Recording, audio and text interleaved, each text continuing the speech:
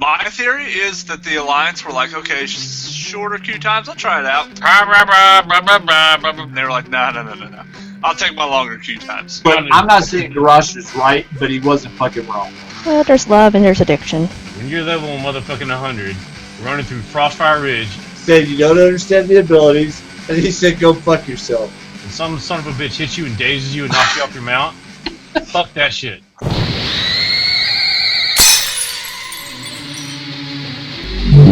I have tingles, just so you know. Not role models! Not role models!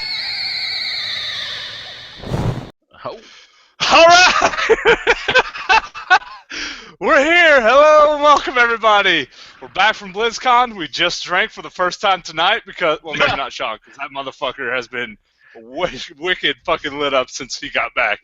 Eric and I, drinking for the first time tonight. Bitches. It was so hard. So hard. Per usual, we're joined by Sean and Eridian. Your mom said and dad say hi. Hi. Hello, Eridian. It's hard to follow that. Right? Here with my friend, lover, and life partner, Nutguard. Yeah! Well, then you're a cheater, sir. I watched you kiss another man on the mouth like twice, then watched you fucking skip down the road hand in hand with him at BlizzCon. Eric is the one who skipped down the road, sir. I did, however, kiss a man. I didn't skip No, down no. the road. Oh, no, I was walking with your wife and having people, and while people are going, what a cute couple. I forgot and about she's going, that's my husband. And then some girl on the side of the road, but they have butt sex, don't they? So that happened. I didn't start the timer until just now. Oh my god, dude, I forgot about that. Yeah, I forgot skipping down the road. Yeah, I forgot about holding Dale's hand. That was Thursday, right? It was some day. The days are all blurred, to be honest. The only day I remember is Saturday. That's the day I think it was Thursday. Yeah, it was Thursday because that's the first day Dale got there, so it was definitely Thursday. Oh. Okay. Oh yeah, and we were on the way to that restaurant where Eric got the girliest drink ever, the hummingbird. Oh. Man. Whatever. We're already off track. Woo! No, we're on track. This is BlizzCon 215 afterthoughts. Aftershocks at this point. Yeah, we're on track, buddy. We're on track. We're right there. All right. Sweet. Did you guys have a good time? Oh yeah. Yep. Yeah. I don't know. Did I have a good time? Right? Aside from losing my badge, I had a really good time. My God. I mean, Deathwing didn't cause as much chaos during the fucking Sundering, during the Cataclysm, as you did when you lost your fucking BlizzCon badge. Well, dude, okay, I love Blizzard, man, so I do not want to get lumped in with that fucking other douchebag blogger. So, but when I went to their customer service, and the lady said, come back in 24 hours and we might be able to do something. I wanted to reach across that fucking table and choke her the fuck out.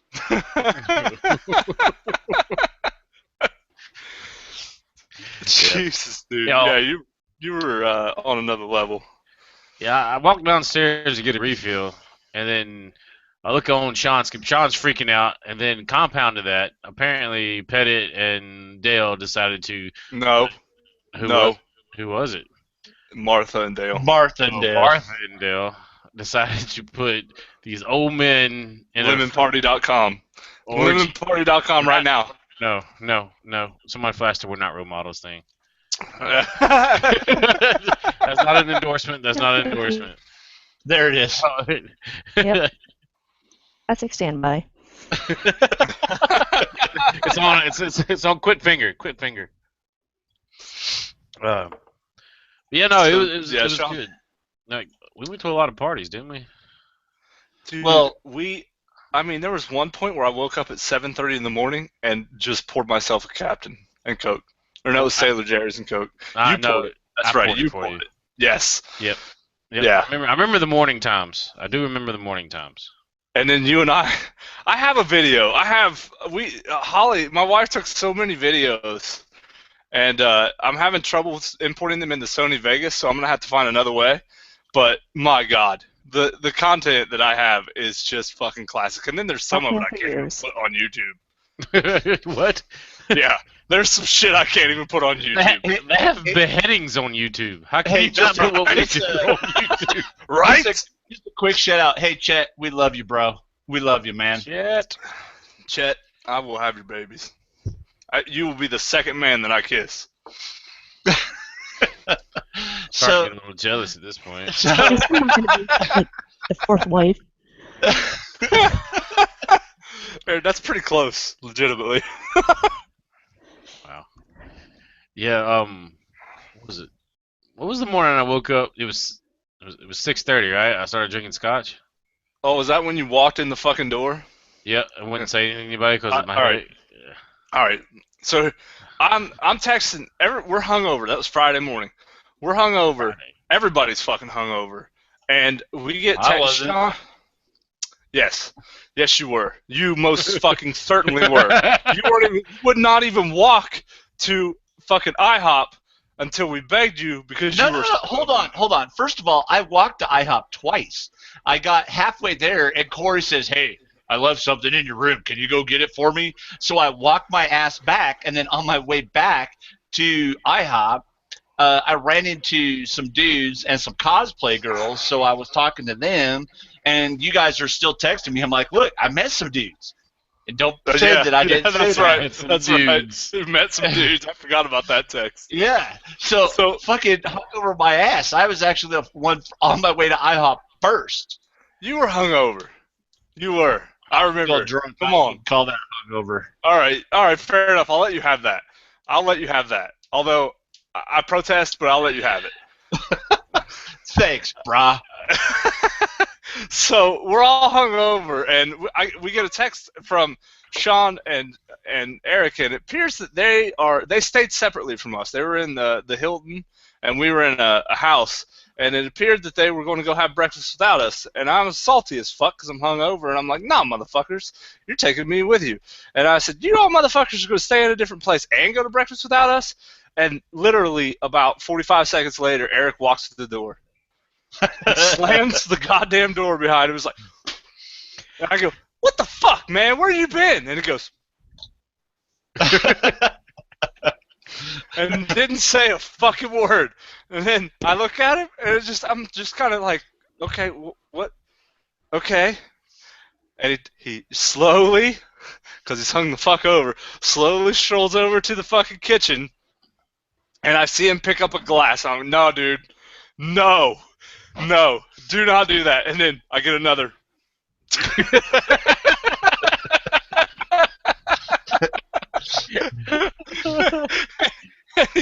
He gets his glass. He pours some fucking 18-year-old scotch. That stuff right there. That stuff right there. That's right exactly. there. That was the only thing left on the table. He poured. Yeah, dude, we fucking cleared that place. He poured about 2 ounces of that shit in there, and then he goes, "All right, now." And then we had a conversation. That's how you keep it going, man. Dude, I was walking over there like it was a half a mile from the hotel to the house, and I was struggling just getting over there. The shitty part is you could have thrown a rock from the hotel and hit the house, but Right. we had to go around this fucking 20-mile fence to get it into the compound and then go back 20 miles to the house. Yep. Or you could throw an ACL at it. Oh my god. ACL. That fence though. So I got drunk enough on Saturday night, the last night that we were all there, and I was like, "Fuck this. I'm not fucking walking around that fence." And I fucking jumped over it. It was a bad idea. It was a bad idea. That's a fucking bad Immediately was a bad idea. I immediately regret that decision. I may have torn an ACL. I really fucked my knee up. There you go, bro. Yep, gotta go for that. Man, I'm hoping Ian's on because, god dang, everything's brah. For the last Everyone else back to the house. Hey, that was the BlizzCon thing. Yeah, I mean, Thursday when we got our badges, we went stood in line to get our badges. I know I was already drunk, and the gates opened at 9. I mean, they were before 9. I was already drunk by then. I was really trying to make severe eye contact with everybody who was walking down the line. Oh yeah. Oh And yeah. he poor bastard that made it back. Man, that son of a gun. I felt bad for him because There's this kid, and this kid couldn't have been older than 19 years old. And he goes out on a limb and he looks at Eric and he goes, "Hey man, nice man bun." And Eric goes, "The fuck did you just say?" No, that's not what I said. I remember this part. No, Yeah, I said, "Huh?" And he goes, nice man bun, bro. And he goes, "Are you being serious? You fucking with me?" It's that much hostility. all right. That much hostility. I didn't mean to have that much hostility. I really didn't. I had my intention was completely honorable, but I was drunk. Ugh. And you could clearly see that the kid is taken back. He's just like, "Whoa, goddamn." And he goes, "No, man, I'm serious. I like it," or something like that. And Eric starts walking toward him. He's like some shit's going down. And then I walk up behind you, and that's got to be worse. Yeah, I mean, I just can't imagine you and I, as a little tiny ass, he was like this big around, as a little tiny ass 19-year-old kid, you and I walk up to him, he's like, "Well, this Blizzcon's going to fucking start out the right way." Right? We're taking the pizza party 2 this morning. That's what we're doing. No, and his friend was Tom Hanks' son. So Wait. Are we Shout out. talking about the one that's got the drug problem? ooh, dude. Colin? Colin has a drunk problem? I don't know what's going on with Tom. Can we get back up? We're so far off topic. We're like in a different about state Blizzcon. right now. We're like in a drug county right now. Come Yeah, on, we got to bring this back. We got another 5 minutes of this shit. Hey, I like October. Oh, so we also met a bunch of folks out there at Blizzcon. We met just tons of random people, which were totally awesome. Got my face painted. Also, we met the dude. That was directly before you lost your badge. Yep. Well, whatever. It's really hard to take you seriously in your serious face when you had a horn symbol covering your eye like Mike Tyson. So hard. And glitter. It had glitter on it. Dude, I'm still getting glitter out of my beard. But hey, hold on. You did look like Mike Tyson. So what the fuck ever? I'm way classier. Anyway, I wish we would have said that because I would have called you Mike the entire time. So we get my face painted, right? And the lady that did the face painting, she was amazing, and she was right. She was way better than the event people for face painting. She actually did it as opposed to putting a fucking stencil on your face and spray painting it. So anyway, so there was this model that they had, or model / pretty girl that they had that got her face painted first, and she was supposed to walk around and get people interested in face painting. Anyway, so she wants to get our picture taken together. I'm like, all right, that's cool. So while we're getting our picture taken together, she lays her head on my shoulder, and the next thing I know, I got somebody just massaging my butt. While Your that butt? picture was, oh dude, she was kneading my butt like she's the Pillsbury Doughboy, and my butt was some dough. Seriously, I wouldn't have slept at the house that night. I would have, man. Dude, I lost her. I couldn't figure out where the hell but to be fair, I was pretty drunk. Oh, yeah. So, but anyway, so it was good times. And then we met the dude that had been first in line. Oh, yeah. For The BlizzCon, first in line? This is his 5th year. First in line for the 5 back. years of it. Yep. Brought him some burritos. Dude, That was an assload of burritos. That dude was emotional, wasn't he? Yeah, we Yeah. met up with him afterwards. He's of course he was in the service. I can't remember if it was Army or Marines, but yeah. Marines. Is it Marines? He's a former Marine. Yep. And yeah, George's buddy, and we George. Oh man, that's a different story altogether. Yeah, no, he's a really cool dude, and he said he might be there next year. He don't know, but he's applying for a job at Blizzard. I hope he gets it. Yeah, really do. I don't think Aaron had as much fun as we did. No. Because whenever we get like we do, she gets worried. Aaron, I love you so much. I don't understand why you stick around. We When love you're mostly Aaron. drunk, I missed most of that, so no, I didn't stick around. Beautiful. That was great.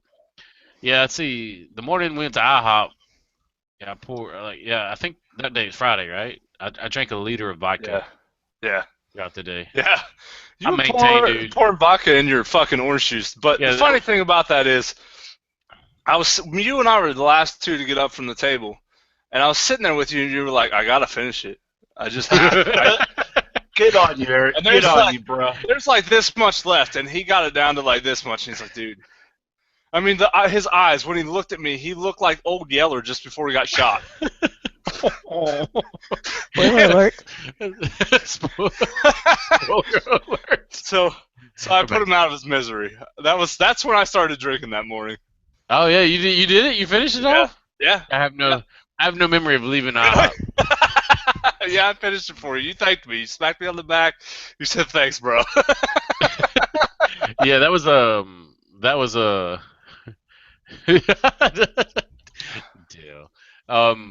Dale, we love you. Yeah, shout out to Dale. Yeah, I can't remember what I was gonna say. Oh, that was the half a liter. We started with a half a liter of vodka, like right there for breakfast, and we just kept going throughout the day, and then put what was it? It was a 750 ml flask that we snuck in. No, we didn't sneak in. That we drank before. We never brought anything into Blizzcon. Dude, I drank no fewer than 5 Capri Suns. I'm sorry, the disposable flasks with Sailor Jerry in them that were full of the top. I was drinking those the whole time. They were delicious. They fit right in my bag, and I could just pop one out, twist the cap off. It was awesome. You guys know they don't care though. They were just checking for laptops and media. They did not give a fuck about drinks at all. They just didn't want people fucking stealing their IP shit. Yeah, they're like, I don't give a fuck what you drink here. just unplug a fucking USB drive into my computer. Whoa, is that a thumb drive? We need to call the cops. Oops, sorry. Yeah. Talking about the conference itself. It was a huge emphasis on esports. It was like esports all day. Heroes of the Storm, Hearthstone, just so many things. But the thing that I wish I could see, and I went back and read a bunch of things about these little small like developer panels, like the engineering panel. It was in the Dark Moon Fair, that where they talked about why we couldn't upgrade your bag slot and all these other little things. That was stuff that wasn't on the schedule, and at least wasn't on my schedule. Well, did I have a schedule? Yeah. Did you? Because I have a schedule on the board every day. Yeah, I have my schedule and I had alerts going off for it. But to be fair, because I love listening to the voice actors talk about the different IP, whether it be StarCraft or Warcraft or Diablo, or even the new one is Heroes of the Storm.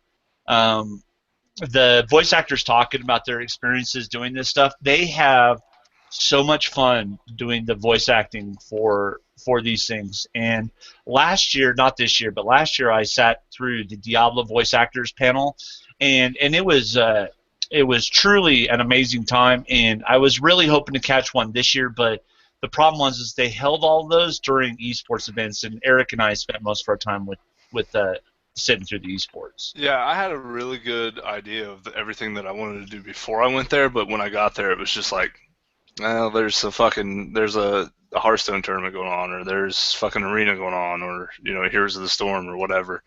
So that's where I ended up. Yeah, I mean, a lot of it is that with the ticket, you do get the virtual tickets. You can watch the panels later, but some stuff it's hard to experience if you don't experience in a moment. Yeah. For example, watching some of the events, you want to be there when the crowd. Yeah, all the little smaller things like the engineering panel and all this other stuff, none of that was on virtual ticket. No. But it was there. And me fist bumping Ian Hazukosis. The next time they try to do something like that. Did you really? Yeah, hell yeah. I was Saturday? It was Saturday, and I was so fucking wasted.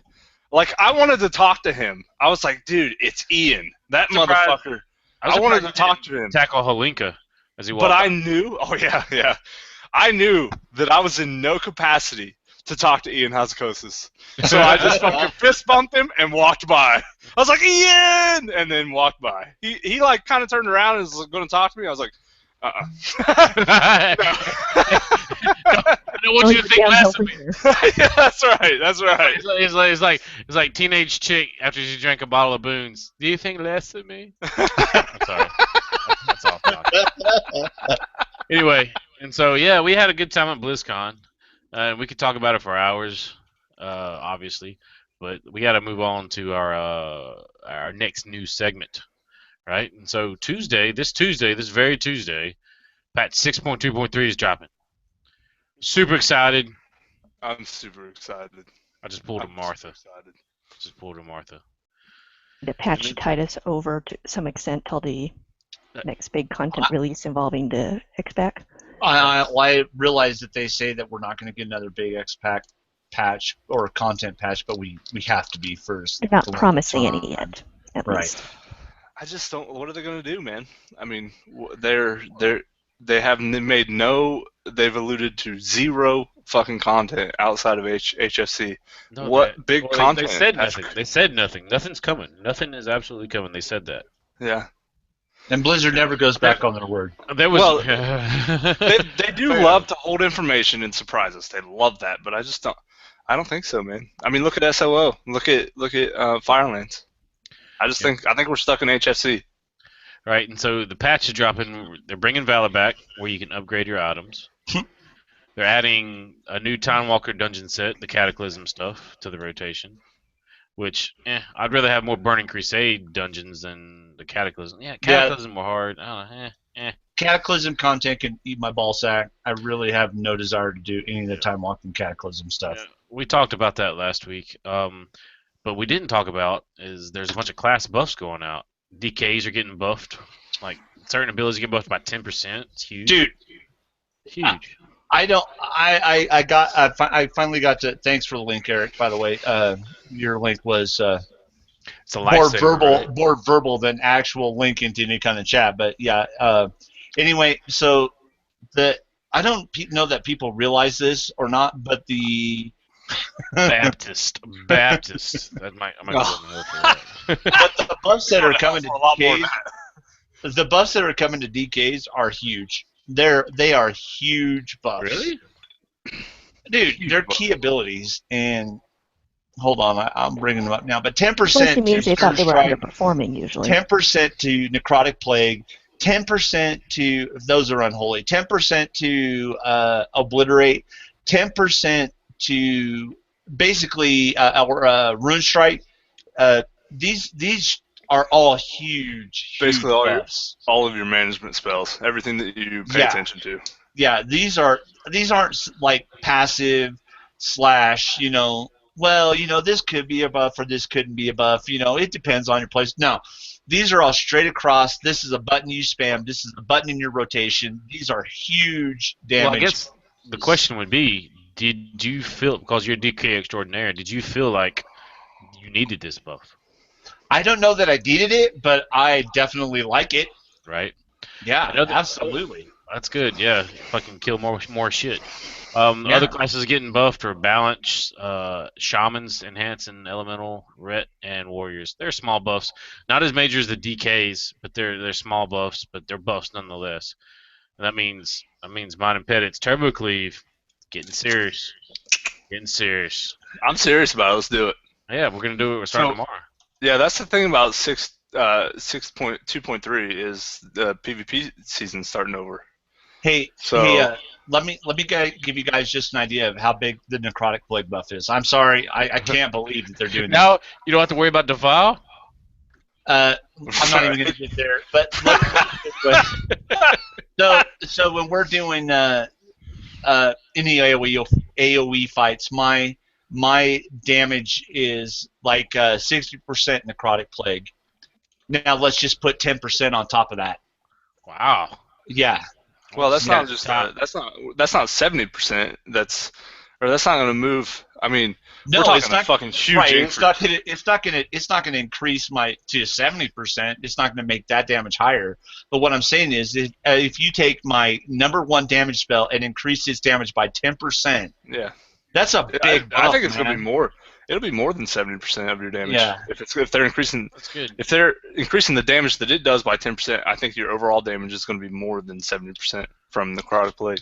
Shout out to Sarah, our resident disc priest in our guild. Oh, Thank you, Sarah, we miss it. Look, hugs. Hey, Eric. Nate says hi and he loves you. So anyway, I'm getting lots of tells from everybody watching the podcast. You guys are all awesome, and thank you for supporting us. Nate, sorry I couldn't get that slander. Damn it. But all right. So yeah, good times. Dropping on Tuesday is gonna keep me in WoW as much as I wanted to. Nope, because it's not really content. No. The only way it's going to keep me in WoW is PvP. What you're getting ready to talk about. Yeah, the season starting over is a big deal. No, not really getting ready to talk about. But the season starting over, I want to hit PvP pretty hard, like Pettit does.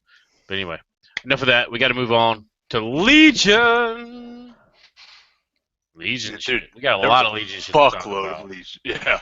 Well, like, because oh my of God. panels and stuff. It was like, oh, Legion's coming. Legion's coming. Wait, Right? Was that a vulgar?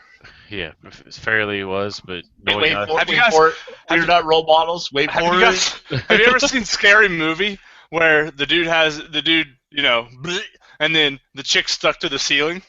The worst scene in a movie What? ever. I can't believe you even. God dang, That's what I happened. can't believe you referenced that That's shit. what happened. Wow, this is It's not. kind of, if there's not going to be a lot of content, you might as well make us excited for the content that they do know will come eventually. Eventually, yeah, like another Eventually. year from now. So Legion And is George is sending me tells now too. George, we love you, bro. right. George, you were drunk as fuck Saturday, by the way. You should fuck her. Okay, oh, he said he did it. I was refraining, but no, Sean went there. Anyway, yeah, if that poor chick is on, listen to the podcast, we're sorry for our friends. I told you that in I'm advance. not sorry for any of my I friends. literally I love told her every that in friend advance. that Oh I my have. God, dude. So Oh Legion, my God. Legion, our next patch expansion is going to get dropped somewhere between June 20th, it's the first day of summer, and September 21st. So it's really fucked up.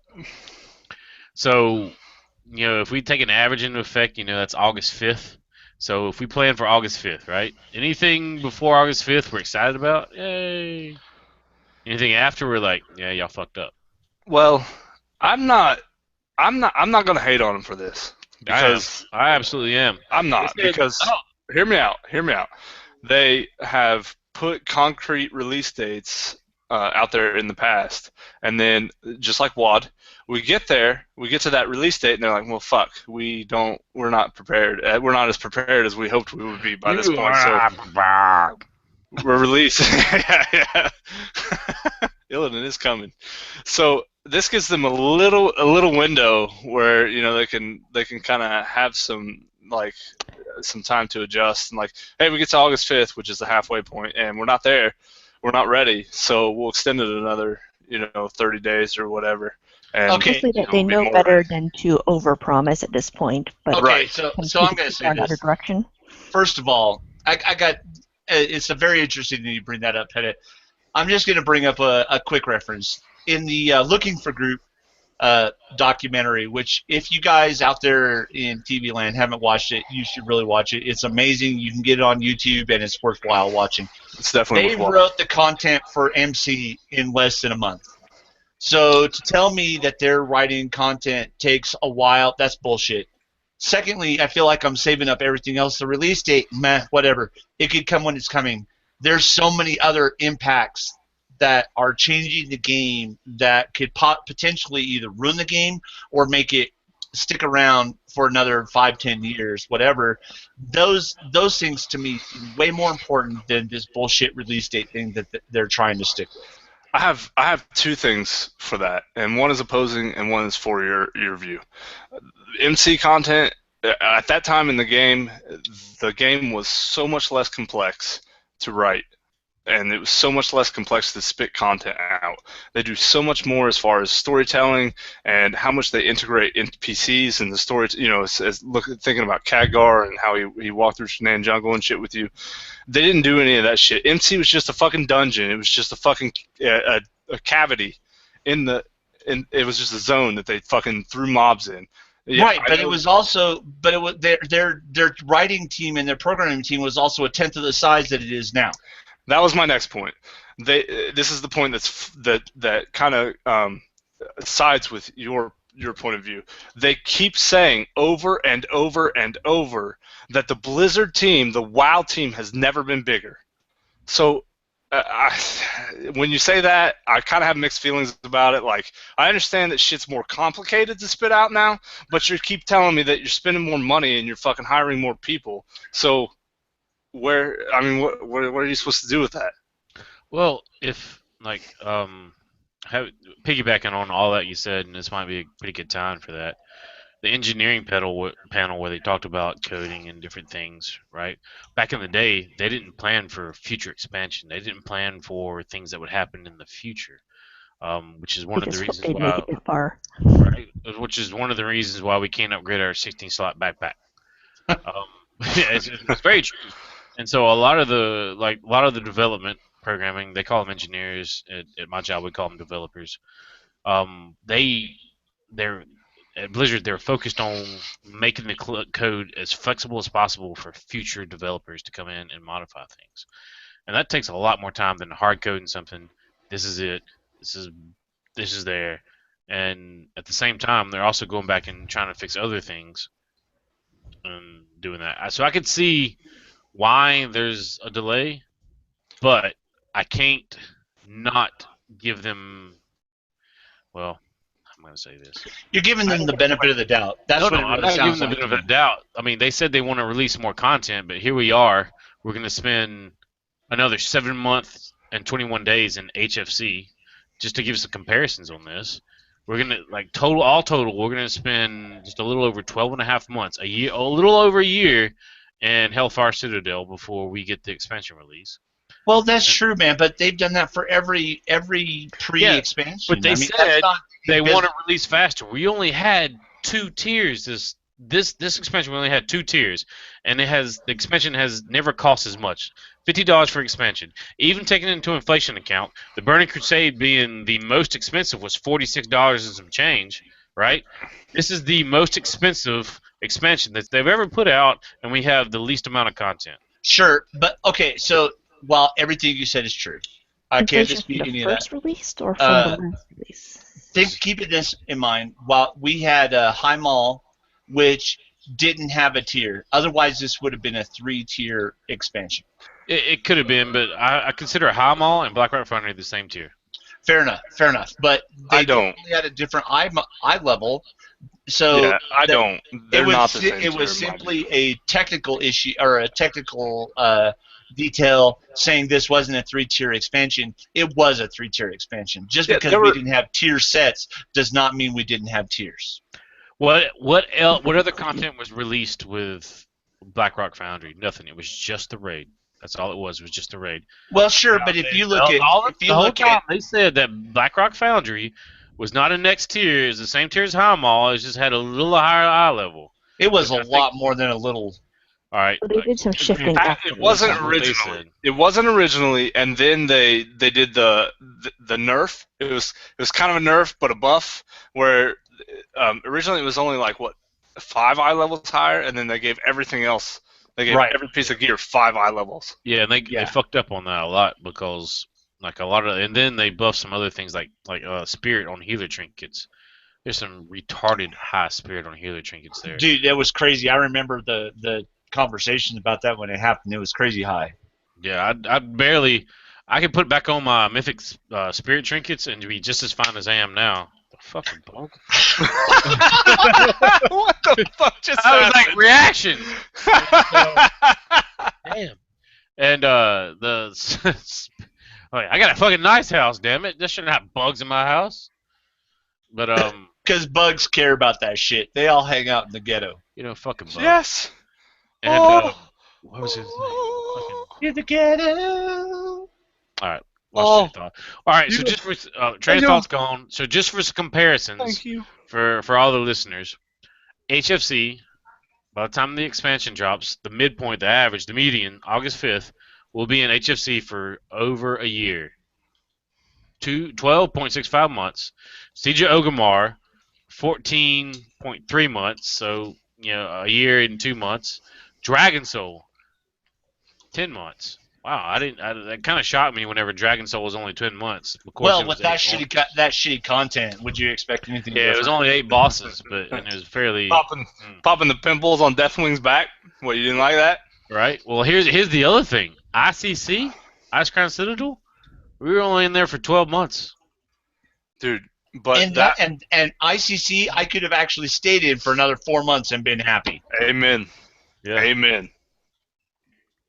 So, Blizzard, and they had a quote, and this is the quote: "The team really wanted to decrease the amount of time between expansions. They really wanted to.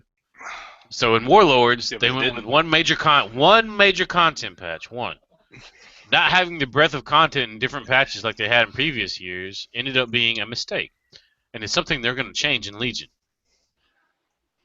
Okay. Go ahead, Eric. I'm done. I'm like, okay. So I have a theory. I know that they're saying that they're not going to release it before June, and it's going to come between June and the end of September.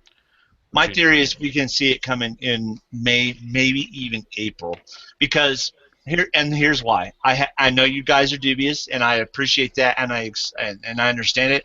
But do you all also have Overwatch that is coming out in June? And Overwatch is going to be a huge IP for them. It's already huge, and it's only in beta. They're talking about graphic novels being released for it. They're talking about online content. They're not going to have any books at this point that they're talking about. It's all going to be more social networking and more online driven than any of their previous IPs than what Overwatch? Yeah, they already announced that they're going to be releasing a new graphic novel early this coming year. Well, Overwatch is labeled as spring with the end date being summer, much like the Legion is labeled as summer with right. September So being the I'm end date, thinking so it really they're could going be to sooner. release Legion before Overwatch. When's the movie? Really? The movie is summer of 2016. Man, I know Blizzard likes to keep play shit close to the chest, and they like to surprise us. Bro, I don't think. I mean, You can say that, but everything Overwatch would be indicates an sooner earlier than Legion release. to actually burn some of the time before Legion. Yep. Well, here's the deal with Legion, and I went back on the virtual ticket and watched a lot, not a lot, but at least 2 or 3 of the panels on WoW, and the zone of Siramar, not just the city, but the zone of Siramar and a couple other zones, were not even ready. They couldn't even take screenshots from them to debut and showcase. The tank Demon Hunter, it wasn't even ready. They Not couldn't being even. ready can Yeah, vary. we didn't. Like, it can be like, we've built the model, but no one's painted them, so it looks really dumb. Or they don't have the abilities or anything like that. So they're actually, Well, for me, looking at this time scale, June is actually pretty dang. There's not a lot of time for them to get everything right. You say that, Eric, but when we played WAD in the 2013 exhibition or for BlizzCon, what we played at BlizzCon was 100% different than what was released in 2014. I'm not even. It was so different, and they even said they completely revamped everything going from 2013 to 2014. So they are more than capable of releasing it earlier if they want to. Yeah. Even still, look at all the shortcomings that WoD had, and that could be because they revamped it. Well, we won't talk about Warlords. Warlords is done. We won't talk about the expansion that was supposed to tide us over before Legion, because that's what it ended up being. It's a bunch of bullshit. We need to move on. Price. So let's get down to the details that we do want to talk about. Let's talk about the class revamps. No. And how fucking pissed off I am about the DK revamps. Whoa! You're jumping 20 minutes ahead, bro. Oh, I don't give a shit, dude. I feel like I've been saving up these 5 fucking combo points for an hour ready to fucking eviscerate this shit because I am pissed about what they're doing to DKs. I cannot even begin to tell you how fucking pissed I am. Dude, we're going to get to it. We're going to talk about some good things before we get mad about that, right? Sean, are you going to buy the collector's edition of Legion? Already did. Right, $70. You know, the rate they keep them with the $50 subscription, not subscription, but the expansion cost like they did in Warlords, $50. And I'm gonna make a prediction with this: if Legion flops as bad as I have a blog post coming about like pricing and how to evaluate different expansions based on price and whatnot. If Legion has as little content as Warlords, WoW's done. WoW's done. No, WoW's done completely. That's exactly what's going to happen. I mean, they're down to like 5.5 subscriptions, and that's because of the content. Subjective, and if a lot of people think they don't get the money's worth, then they're going to be angry. Right. Well, I mean, how many people are going to feel like what I just said? I mean, if it's like that, if it's going to be like Warlords, and you just feel like there's kind of a shell that it's pretty hollow, and they had a lot of intentions here, but didn't really go through with it, then we're getting out, right? Did you say taco? Nice. I said chocolate. Oh, but yeah, if Legion is another WOD, I'm out, and I don't see myself coming back. Yeah, I had some, like, me and Pettis talked. We said about this in several of the podcasts. We had so much hope and aspirations for Warlords. It was like it was supposed to be the best expansion. It just turned out to be just like. Well, because of the lore you already know, you're hoping is resonating with it, but instead it really comes out to be a whole new story, a different take on what could have happened to these characters. But well, it wasn't even that. I just didn't feel involved enough. I didn't feel like they immersed me enough into the story to give a fuck. Right? I didn't feel like they expounded enough on the war. There were 7 warlords, and we killed one of them in the first fucking 2 weeks in a dungeon. I was so fucking pissed about Ner'zhul. I was so goddamn pissed about Ner'zhul. Fucking Lich King. Yeah, I could get away from that. The story was great until you hit level 100. Yeah. And then you fucking went into the mine in your garrison, and that's all you fucking did. Yeah. Right? Anyway, so blah, blah, blah. Beta is starting. They said 2 weeks out of BlizzCon, so that means next week. Beta invites going out next week? Who has money on that? I got $100 saying no. Sean will get one. Nah, not likely, man. I've never gotten a beta invite for any of the World of Warcrafts. I got a beta invite for Warcraft 3. I got a beta invite for Warcraft 3 Frozen Throne. I got a beta invite for Hearthstone, for fucking Heroes. I even got a beta invite for goddamn. You know what, Petty? You can eat my fucking dick. It may be small, but you'll get full up. Anyway, so Overwatch. So I even got a beta invite for Overwatch. Invite for Overwatch, you motherfucker! Yeah, like you're like the only non-streamer that's got an invite for Overwatch. You motherfucker! You don't even like FPSs. So did you guys happen to pay attention to what happened at BlizzCon when we played Overwatch and we got stuck with those dudes that were all in beta? Those fucking cocksuckers. So I sat there and bitched that dude for like 5 minutes as we were walking out the door. I said, "So how does this help? You want us to enjoy this game, but we get stuck against 5 dudes that have been in beta, or whoever, however many. The opposite team was all in beta, and we were not. So how does there was 2 guys on their team that didn't have beta. Experience make any better than what we were doing? If I were to take this experience and walk away from it, I would not want to play your game whatsoever. And I didn't bother to tell them that I already bought the game. We're getting fucked in the ass. I'm sorry, Eric. We're going to deviate just a little bit. We're getting fucked in the ass in the Overwatch beta. And I look down the line, and these dudes are like, I mean, they're just like going at it. I'm like, I look at the dude right next to me, because I'm on the end, and I'm like, hey, man, how many times you guys played this? Have you guys just been cycling in line? He's like, I've played this 3 times, but these guys here, they have beta. And I look down the line, and he goes, yeah, man, I got beta. And I go, oh, you're real fucking cool. Yeah, what You're the fuck? real fucking cool. Like, they got beta, so they're just gonna go and just beat up on asshole like little That's like what they people did, man. Like Yeah, it- it made them feel better about their fucking tiny Fucking- penises. You got You- It beta would actually at be cool home. if they had a line for the solo beta cures and like they put one in a team, just to You like got you know beta say at this guy's home, gonna carry you. Yeah, And you're dude. gonna stand in line for an hour. But if all of to them are on play. one team, then Fuck guys like Just- that. dude.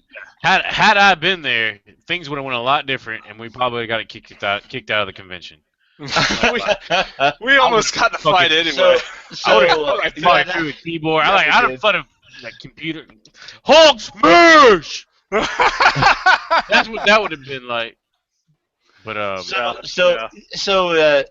just on a side note, having been in beta, there's so much different and so many more abilities available to you that we didn't even have a inkling about because we didn't know. You know, Yeah. there's a melee strike for every class hit V. in Overwatch. oh shit. Yeah, see, no shit. That's I don't even know Overwatch that. is fun. Well, here's the deal. I don't know Like, why I don't knew that.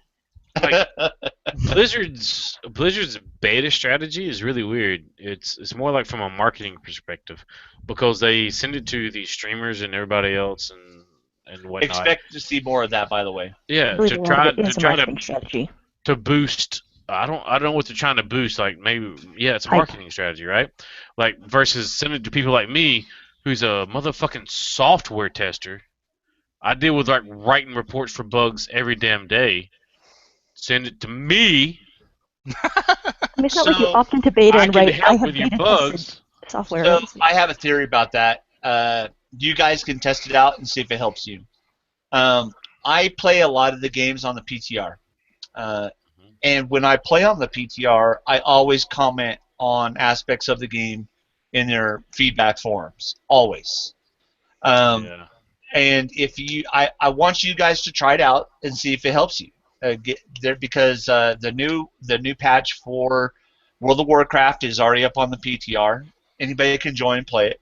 For the next 3 days. Yep, the patch for Diablo, the 2.4 patch is up on the PTR. Go ahead and jump in that, man. Whether you want to or not. I mean, just go out there and play a couple games and then throw up some comments about it. It's a lot of fun. Yeah, no, well, yeah, that would actually that's a damn good idea because it It is. establishes you as you report because that's what they want. Oh, I don't know. Honestly, at this point, I don't know what they want because They give just it to a want lot of feedback, man. streamers. Tell them what you I don't- enjoyed, what you found too hard, or that's what I do. I say I Try to enjoyed this break part of it. something. I found this too difficult for what you're Yeah, expecting. Like I report bugs in game all the fucking time. I do. Oh, me That too, is- man. But I've what never the gotten fuck are anything you from doing? bug You reports. I've actually- never even gotten a response on a bug report. I don't care about response from bug reports. I'm just telling them what's going on, and I don't need a response from it. But you're Yeah, a it's disgusting fixed. son of a bitch. All right, we need to move on. We need to. No! We need to briefly talk about challenge modes in Legion. Legion We're challenge gonna modes. briefly talk about Yeah. this. We only got a couple. Well, it's really not a whole lot to talk about. Oh, there's a lot to talk about. Not really. It's replacing rating.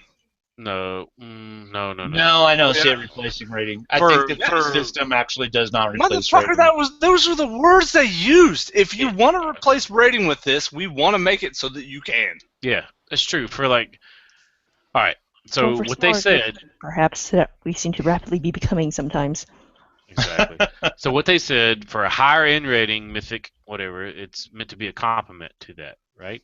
But for people who prefer smaller group sizes, this can supplement like normal mode, normal versus heroic rating type of deal.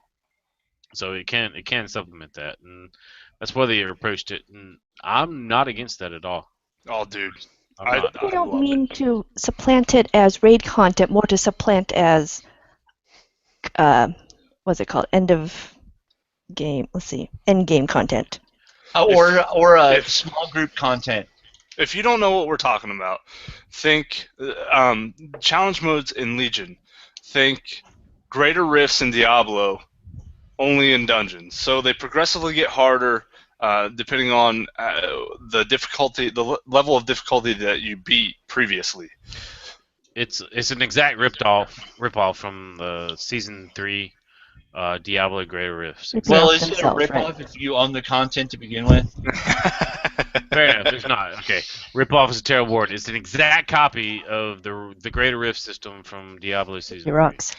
The rewards also get better. So To a point. theoretically, to a point, correct? Because you can't have rewards go forever. But that's exactly what happens in Diablo. You get to a point where it's just optimization and skill level increase. Well, not But that's what it gear should be, level right? increase. I mean, for the true gamer, the gear should only take you so far. It should not Right. be the end all be all. What should be is your gameplay, your ability to devise how to approach an encounter. The gear should be a supplement to that. It should not be, well, we got the fucking gear so we can beat this now, right? No. If you're a shitty player, you should not be able to beat this. And by the way, George asked me to let you guys know that right now locks suck in WoW, and I have every intention to agree with that. You guys mentioned they're having problems with locks But, this expansion a bit. Yeah, they had a lot of problems. They're with I'm it. going to mediocre. disagree with y'all on some points first. They do decent. I'm sorry. Go ahead. I'm bad. Okay. Paragon points in Diablo. You could grind Paragon points, and that's going to make you better and better and better and better and better. You look at some of these people clearing 84, 85, like Greater Rifts in group play. They have like 1,600 Paragon points, right? Yes, they do. That's a lot of shit. Yeah, you're right.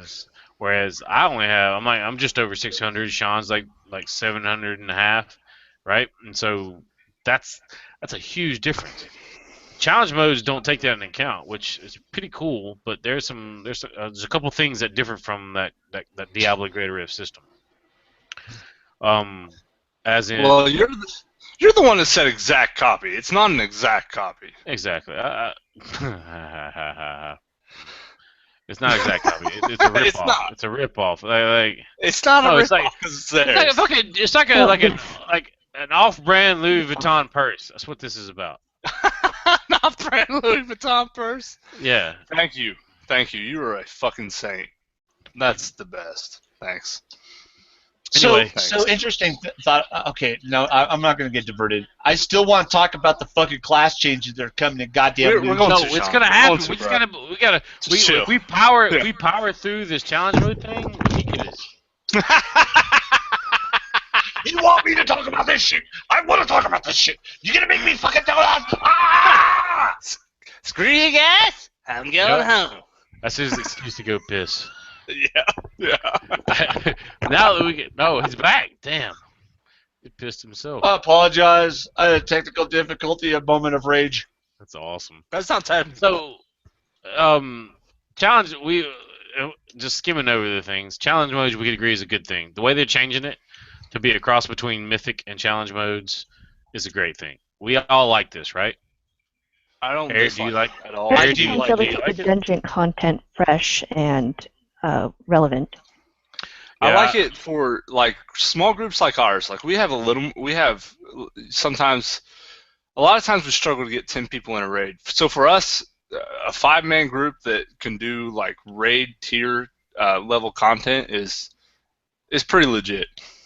Well, hold on. I want to make sure people understand why we have issues with getting 10-mans and raids, because it's not that we're terrible players. We're actually probably above average players. The reason we have a hard time getting people into raids is, one, we're a little bit assholes. That comes with being, What? Eric knows better than most how much of an assholes we can be. But that comes with years of being at the highest end rating in a game. Secondly, we put up with you have a certain amount of turnover that's going to happen in any raiding guild no matter what. And the last part of it, and this is probably the most crucial, we are terrible at recruiting because none of us want to. Well, not only that we don't want to, we're just like, if you don't want to be here, get the fuck out. Well, Which goes back to us being assholes. we are extremely casual. That's what it is. We're Now. extremely casual. Now. We all now. We used to be hardcore raiders a long time ago. We're extremely casual now. Like all of our policies, like raid attendance, there's no just show the fuck up. That's all we want you to do is show up whenever you feel like it, right? And then they don't. Yeah, right. And so we could fluctuate anywhere in a given week on our raid nights. Our first raid night of the week, we could have like 16 people, and then we could go down to 6 people on our second raid night. It all depends because one, we are You let casual, people have lives. right? We're extremely casual. We have been at the top. Well, we've been close to the top. We haven't been at the top. We've been close to the top with all our rating. We've rated on a really high level, but at this point, we're too old to give a fuck. No, not just that. We're raising kids. You know, we're too old to give a fuck. Wow.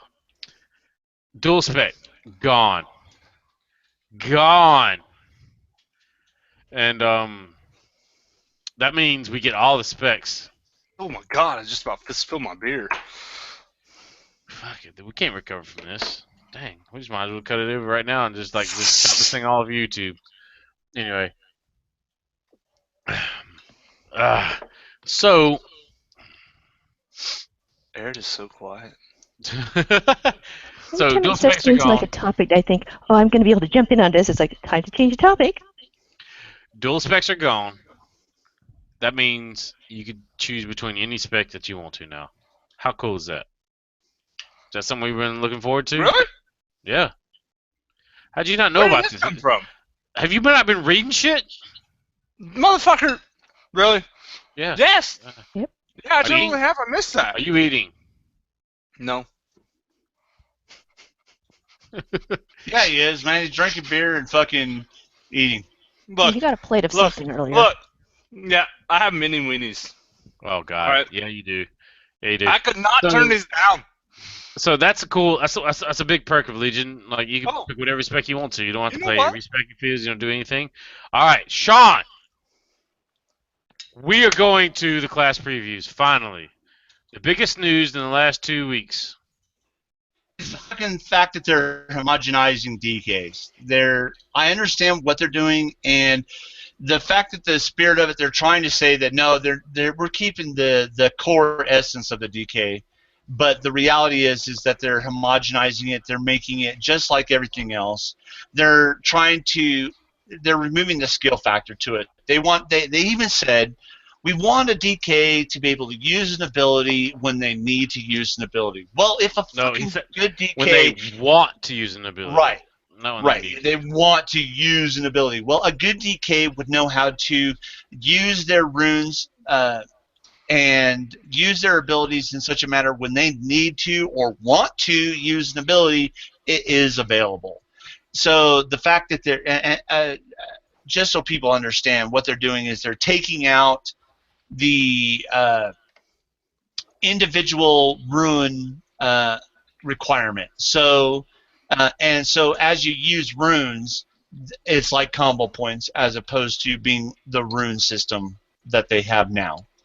So you'll use up your 6 runes, and then each rune will be on cooldown. A maximum of 3 will recharge at one time. A maximum of 3. Eat my fucking dick. It just really ruins it for Well, you. that is, you cycle it. I mean, you could constantly have the runes going, but Yeah, but it's there's more, no... it's not like combo. It's more like the soul shards or something. Well, we're soul talking shards about count on casting.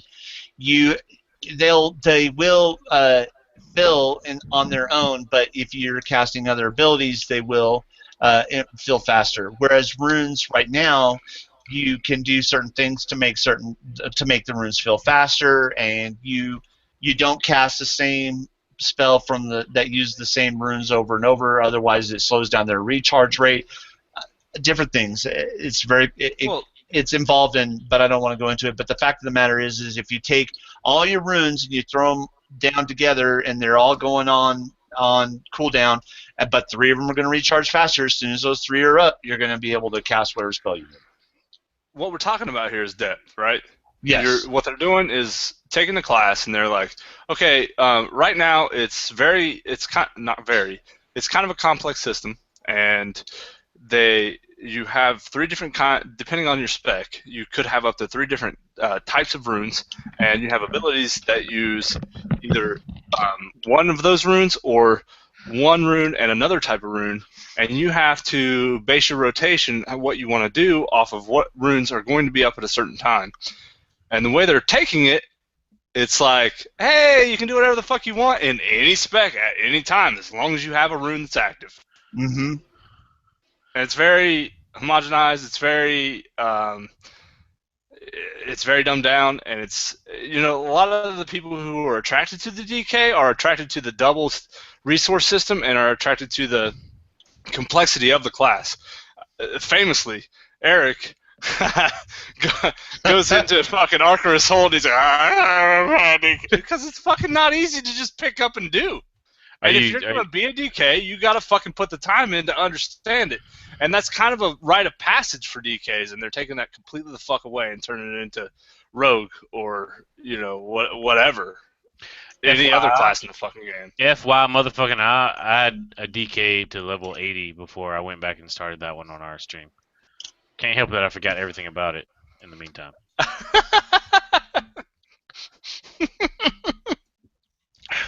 So you're mad, Sean? I'll never forget you fucking having your hands buried in your face after trying to play a DK. I feel like, in a way, though, until they release more information on talents, we're not going to have an idea of how complex or not rotations can get. So, backing up, well, not backing up, but let's we're going to talk about healers for a little bit. And so the first thing I'd like to talk about is Holy Paladins. That's on the list because why is it first on the list? I wrote the outline. And I play a fucking Holy Pally in our raids.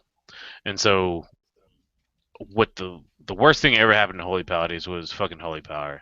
There's not a Holy Paladin in the motherfucking world that will say they're sad or they lament the passing of Holy Power.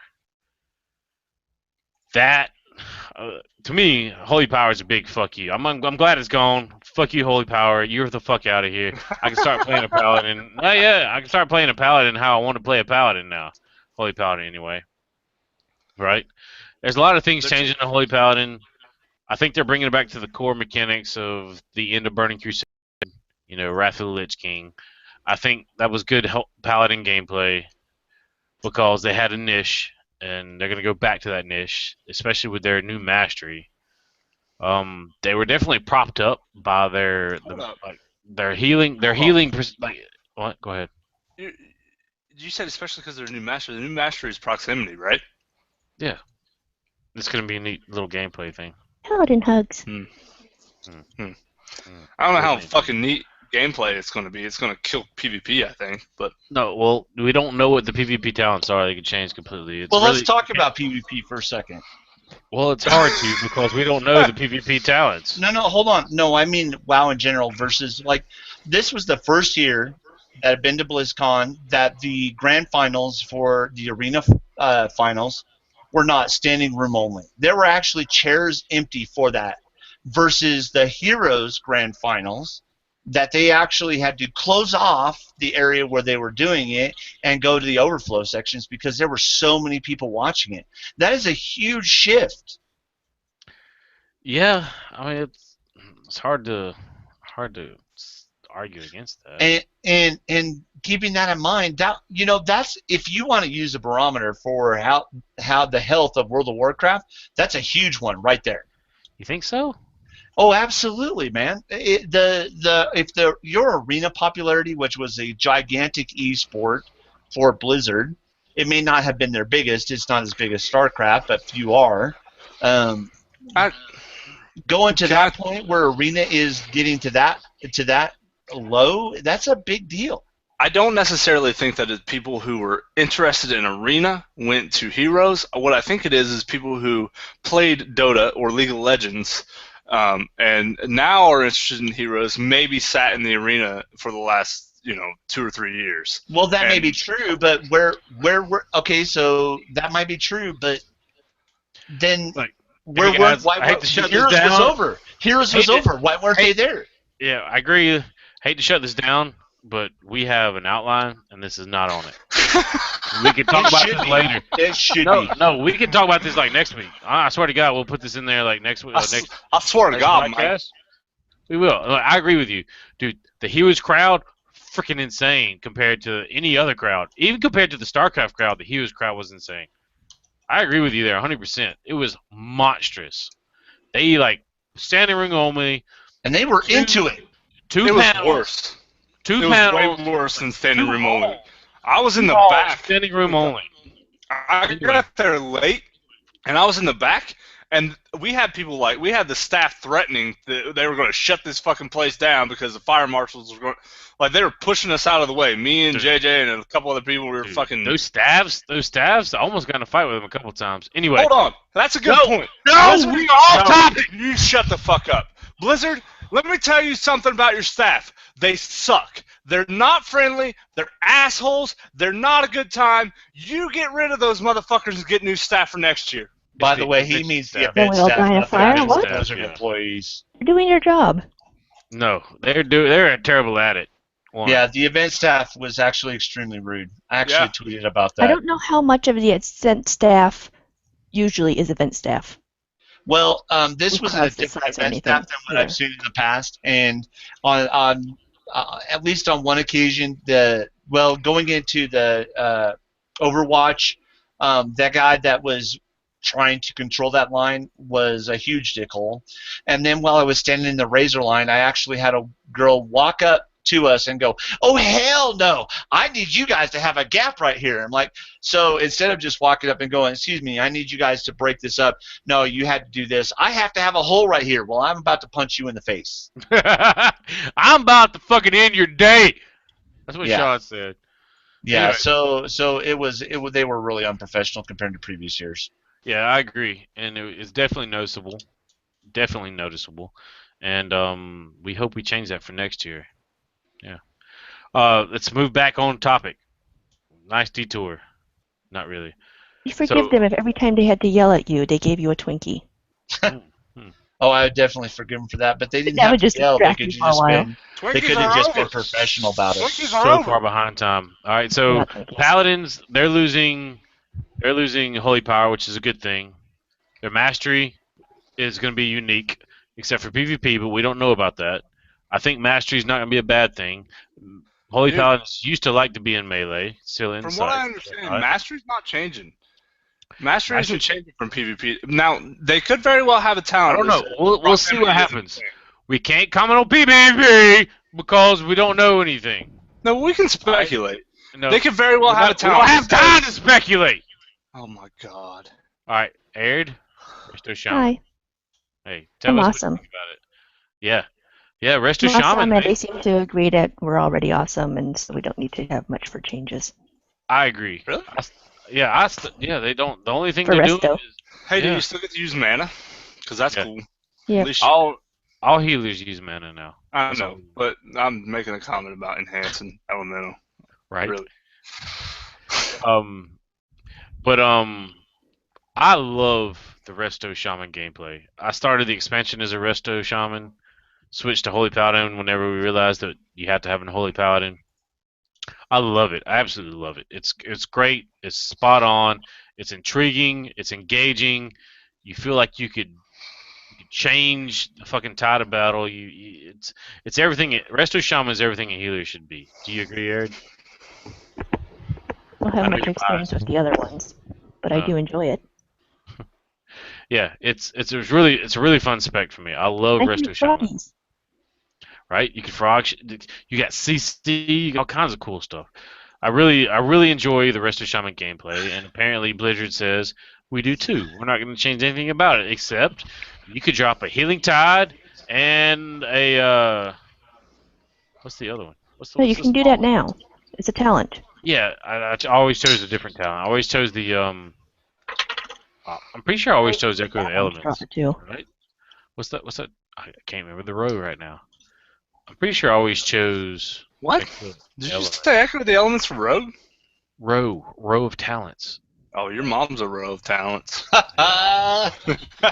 it. Bringing it back, son. Bringing it back. But yeah. So now they don't care about that. There's no totem restrictions whatsoever, so you could drop a Healing Tide and a regular. But that was. The question is, are they going to change out any of the totems so that you don't actually have as many that you want to stack anyway? That's a good question. I think they're going to keep Cloudburst. It's interesting. and it has a niche. I think some of the other ones, like the Healing Stream Totem, it's gonna stay. It's a staple. I mean, the stuff they tend to make standards is stuff they find that the majority is using, and won't choose something else because of how well it works for them. That bites them in their ass a lot, especially the marksman hunter, because sometimes that's just the best thing to do. Yeah, so sometimes they just make that part of the core, and so this can be kind of like that. We'll see, but I really there's so many times that I have eroded a different water totem with a different water totem, and I got really mad at myself when it happened. Right, you got healing tied down, you drop healing stream because that's just what you do when it's off cooldown.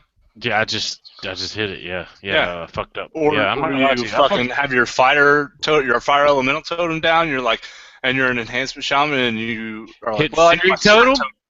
I've done that on a fight where I was like the number one parse in our raid, and I like clipped off over 50 seconds of my fucking fire elemental. I was like, I can't stress enough how much depth they're removing from this expansion. From what I can see on the surface, that right in and of itself, totem management isn't complicated. But there are so many times where you're like, oh fuck, I just fucked myself. I really just fucked myself by dropping that totem. Well, it's not so much you fucked yourself as far as the meters go, but you didn't fuck the raid, right? You just basically destroyed your rankings on the meters. You didn't really hurt the raid a whole lot. You could damn sure hurt the raid if you got healing tied down and you drop fucking healing stream. Yeah, fair enough. I concede my points. I mean, like I mentioned before, it seems like we need to know more about the talents they're planning because they kind of imply the complexity of rotations is going to come from talents. That's why the core is so stripped down. Is ideas there's room for the variation. Get the wiener out of your mouth. Yeah, I can't disagree with you there. Totem management is a bit cumbersome. I like this change. There's still depth in the resto playstyle without this to worry about, and I like it. I like it a something new to do. Right. So, Mistweaver monks. We're talking about this because I do have a Mistweaver monk that I have PvP'd on, and I PvP'd fairly recently in arenas. Crane stance is gone. No more fist weaving. Go ahead, dude. And they're getting rid of statue, which is a big deal. Like getting rid of the Mistweaver statue is a big deal. I have a feeling. Well, I think they alluded to is moving to a talent. You can still have statue. That's a big core healing mechanic of the Mistweaver monk. Chi's gone for Mistweaver and for tanks. Yeah, I don't like that at all. Sorry. It's staying for DPS. Right, and again, combo points, but I don't like it. This oversimplification of resource systems, I'm not a fan. I think that it's part of the core of what makes WoW WoW, and they're removing them. Well, here's the deal. I thought about this a lot. In PvP, Mistweaver monks removing Chi, I think is going to be a big deal. It's going to actually hurt them more than what's not. Because me and you and Pettit, we played TSG, right? Right. Where I was a Mistweaver monk. And to get that enveloping mist on you was a big deal. And how to do it was a big deal. And it required a lot of skill. I like that. But the biggest thing is that they're removing Chi. And so now, basically before, say like Sean's about to die. Right? In any kind of sense. I would cast Soothing Mist, which had a really short global cooldown, and then immediately behind that I would cast Enveloping Mist because I already had built up at least 3 Chi, because Enveloping Mist costs 3 Chi because of different talents. I would have built up that, right? And I would hit him with that fucking monstrous heal over time. Like immediately. It was like within a global cooldown, I would have that on him. Nobody can interrupt me, nothing could happen, and he was getting healed. And to me, that was skill related. Now, if I want to do the same thing to him, I have a 1.5 second cool cast time where I could get interrupted and But it doesn't cost chi. I don't have to worry about building up chi, but that's part of the gameplay. To me, Mistweavers have... To me, it's a PvE change, which helps them a lot on PvE. But PvP, I think this is a complete nerf. It really just devalues Mistweavers, which, of course, they weren't valued highly anywhere. Hey, can I take a page from your book? Yeah. You don't know a fucking thing about the PvP towns yet. Oh, fair enough. Yeah, I don't think they're going to change the PvP talents, but Well, I concede to what I'll tell you what. I'll tell you what, man. Everything you said, I totally agree with Eric. But I will say this: it doesn't fucking matter. In the last 3 years that I have watched the Arena Grand Finals for 3v3, fucking druids have been the healer of choice. Yep. And I don't see that as ever changing until they do something about resto druids. Well, the thing, resto druids are strong because they can move and cast, and that's not really going to change. You can move and cast three biggest healing spells. What Sean says is necessarily true. No, who won the year before last? They had laser chickens as a boomkin. I think the shaman was a healer. The healer was a shaman. I don't remember that. I don't remember. You can't have a resto druid and a boomkin. That shit does not happen. Yeah. The new laser chicken won.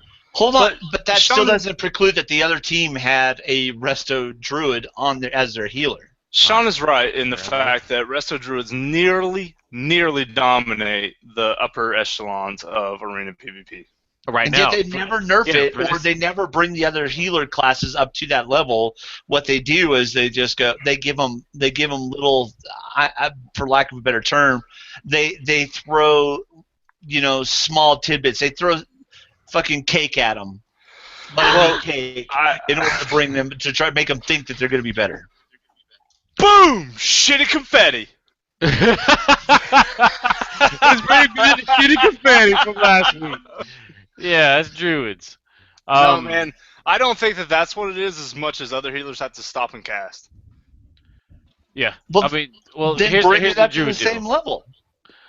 The druid has the best mobility in the game. That's why they're so dominant right now, because everybody else doesn't. They have hots, and they have, which are all instacast, like Pettit said. Yeah. But, I mean, there's a penalty for that. You have to cast 3 hots per person. And so, like, target swapping with the druid, it's kind of okay. And especially if you have a shaman, that's the answer. That's why fucking SK Gaming won. They had a fucking turbo cleave. It's like enhanced shaman is the answer to resto druid. Purge. Except for the fact when the druid gets in trouble, he fucking shifts to bear farm, so he becomes a tank and fucking moves away. That's bullshit. No other healer can do that. That's 100% bullshit. Make it fucking a level playing ground, man. Take that shit. If you are a fucking resto druid, you can't go bear. Fucking make that. I can't believe how fucking unfair it is that a druid can do that. All right, so I can't even. You can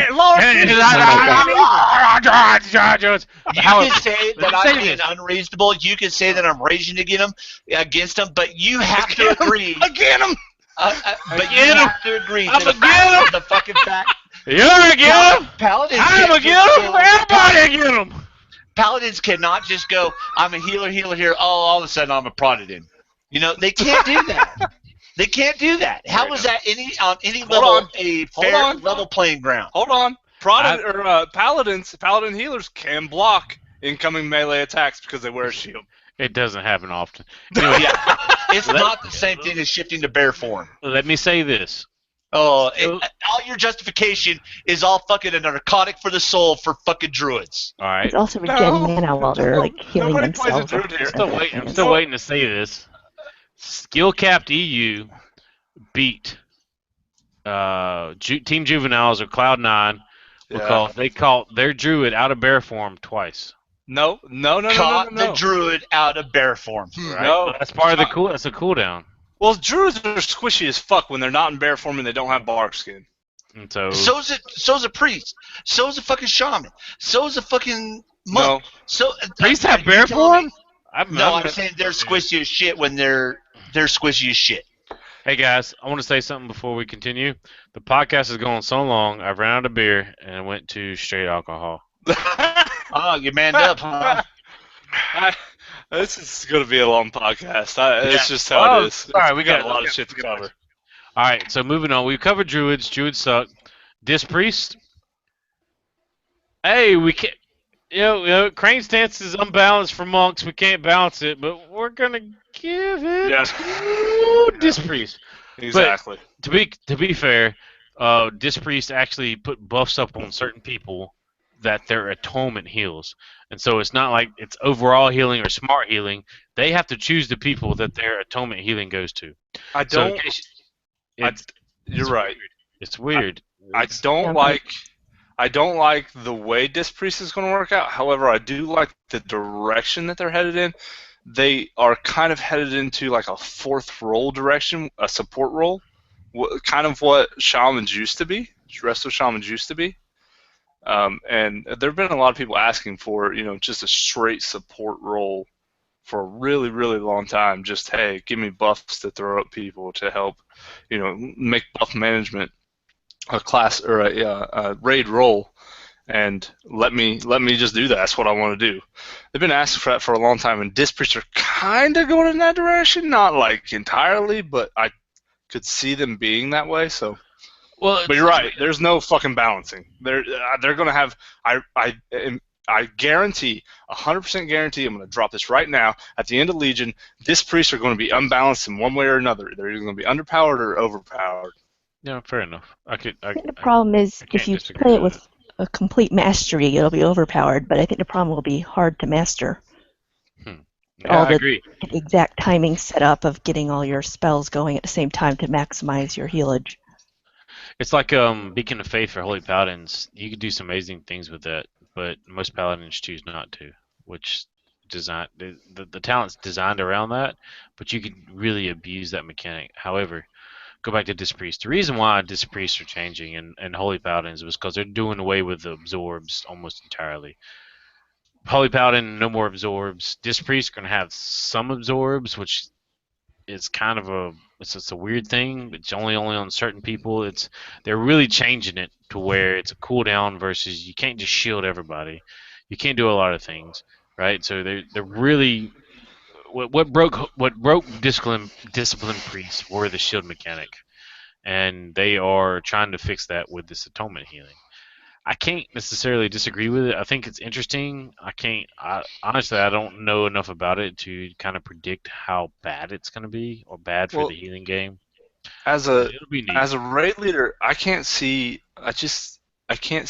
myself saying I'm going to sacrifice a DPS for a Disc Priest who's going to half DPS, half heal, or I'm going to sacrifice a heal for a Disc Priest who's going to half heal, half DPS. I don't know if that distinction is there at this point, but I think Disc Priests can be able to do competitive healing.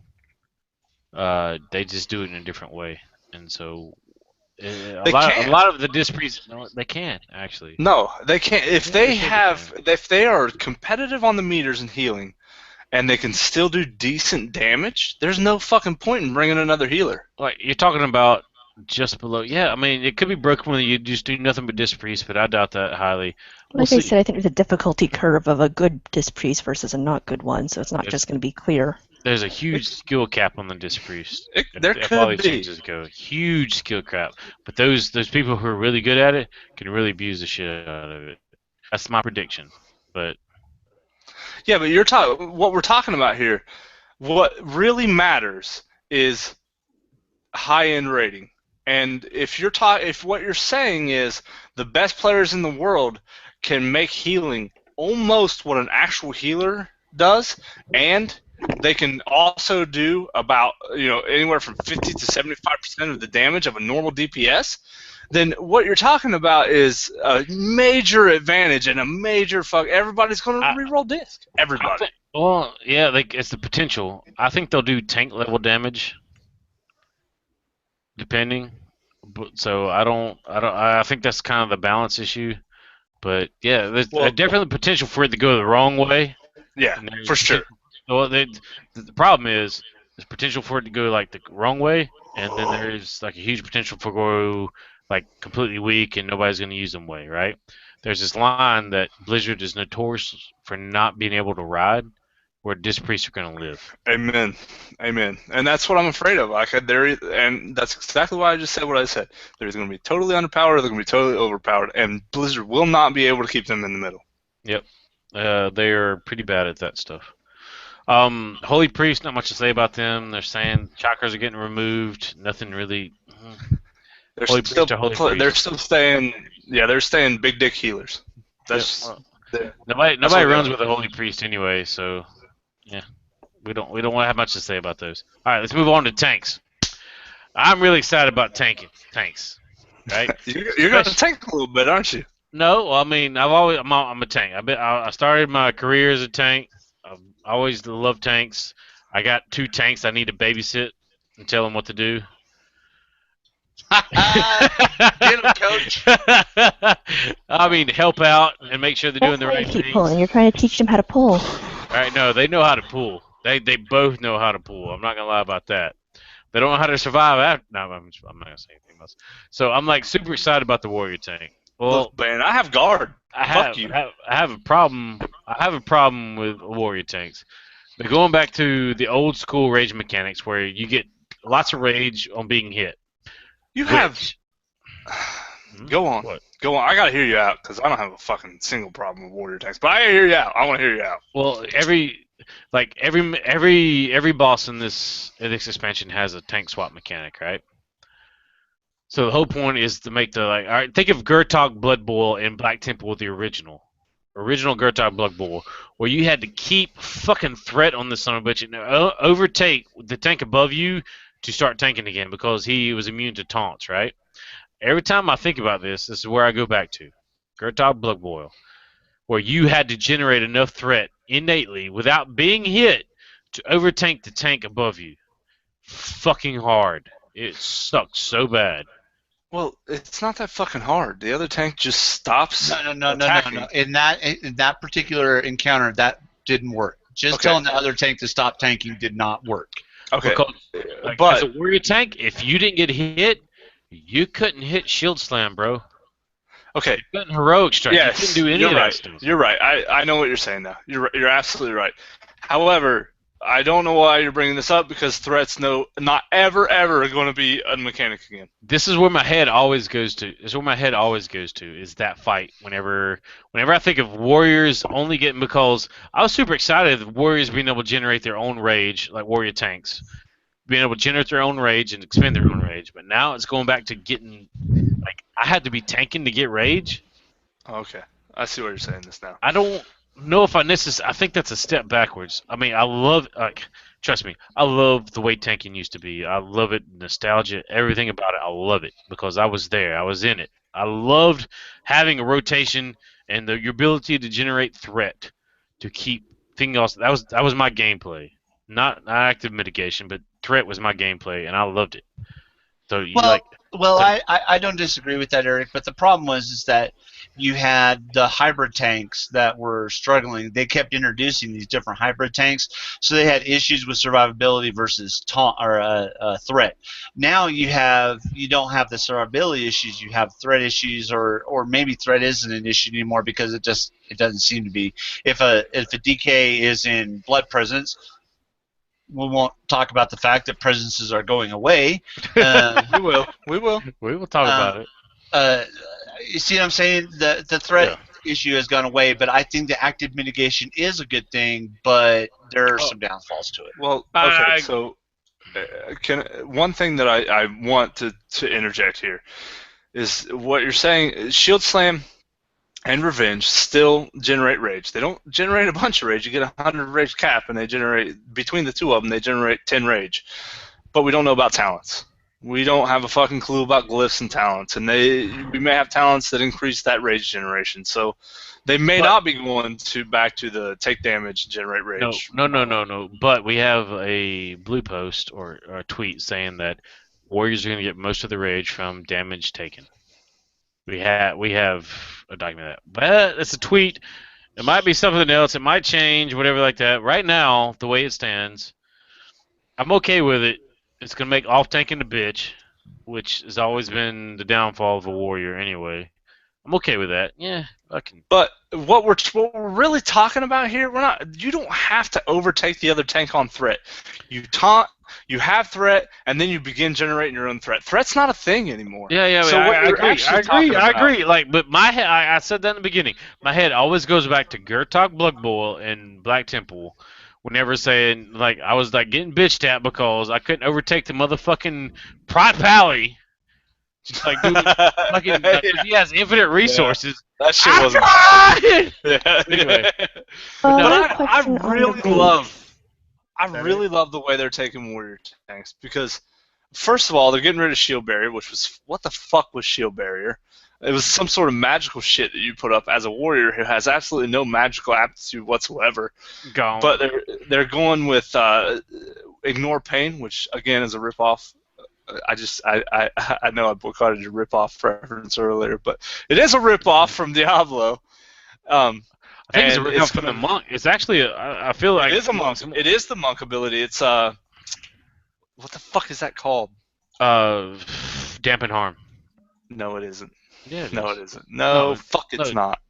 Oh, it's the one where you go into the stance. You go into the stance. You get up in your fucking. It's Zen meditation. Yeah, Zen meditation. They're getting Zen meditation. But a better version of Zen meditation. It isn't a better version because it takes a hit that's going to take more than 25% of your health to activate it, and you ignore 90% of that hit, which is amazeballs. That is a fucking awesome ability. I like the whole warrior tank toolkit as a whole is getting improved drastically. Shield block you're gonna be able to chain it. There's not gonna be any separation between it. You're gonna be able to chain shield block. Their uptime is gonna be a priority for sure. Yeah, the whole toolkit is getting retooled, which is a good thing. I don't love the fact that shield block is going to be 100% uptime. I kind of like the idea of working in the demoralizing shouts and other stuff, armor pots and trinkets and that kind of stuff between the downtime of shield or your fucking shield block. Good tanks are going to keep 100% uptime. Bad tanks are not. That's just the way it's going to be. It's impossible. Right now, it is impossible to keep 100% now, uptime. but in Legion.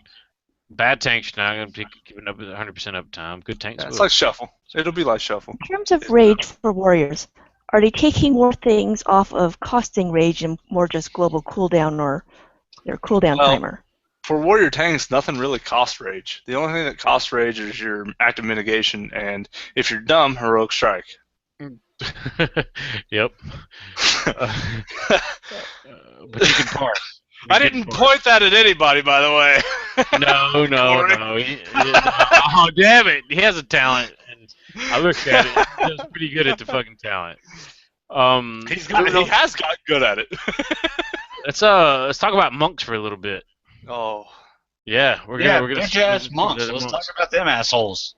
So that's what I do. I'm a monk tank. And okay. I read the talent changes and I was like, what in the fuck are they doing? But after I've kind of gotten some time and let it sink in, I'm actually really excited about it. Like, you're going to have a choice to increase your stagger, which, by the way, stagger is going to take in 30% of spell damage now. So you don't have to worry about separating those two pools of damage. And you have the choice of either going stagger or going avoidance. So what I mean is you have 3 charges, and those charges are shared between Purifying Brew and Elusive Brew.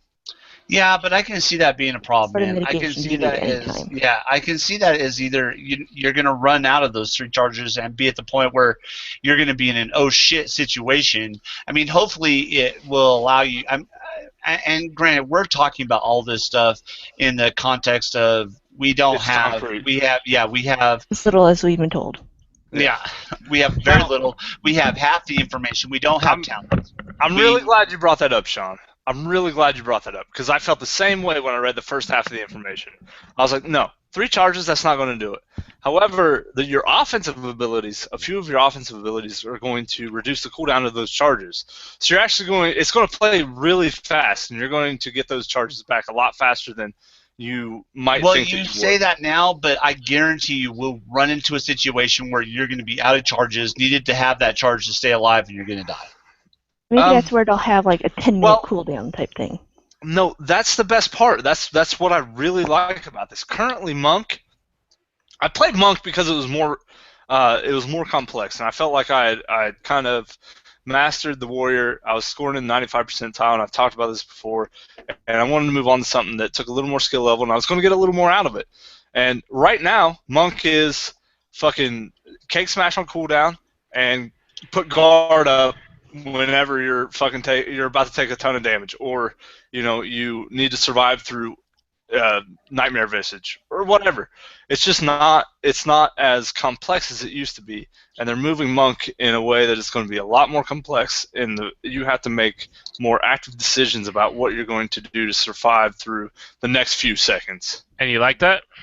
I do. I like that too. Yeah, I'm really Yeah, originally I thought they were going to be a dodge tank, but then whenever you said that's bullshit, there's other things, I started looking at it like, there's a lot of depth. There's a lot of depth to this. So for sure. Because you could go totally avoidance. You could. But you could say that. I'm a DK now, so I'm going to the fucking shallow end of the depth pool. Right? No. Yeah, you are. As far as tanks go, like the monks adding a lot of depth versus the paladin, and I worked out the rotation earlier, and there's not a lot of depth there at all. There's a lot of overpoweredness with 3 abilities, but there's not a lot of depth whatsoever. Well, in Warlords, Paladin was the entry-level tank, right? Right. It kind of seems like it's going to stay that way. I like the fact that they're removing the Holy Paladin, and when I first saw the announcements, I'm going back to the 969. I'm like, fuck yeah, I love that shit. And then I worked out the rotation, and I was like, this is not 969. This is 966. This is 966. What the fuck? This is one goddamn number from being the devil. Right? Yeah, put that motherfucker upside down, and we're the devil. And I was really like, you could use 3 abilities on the boss fight and not worry about a damn thing.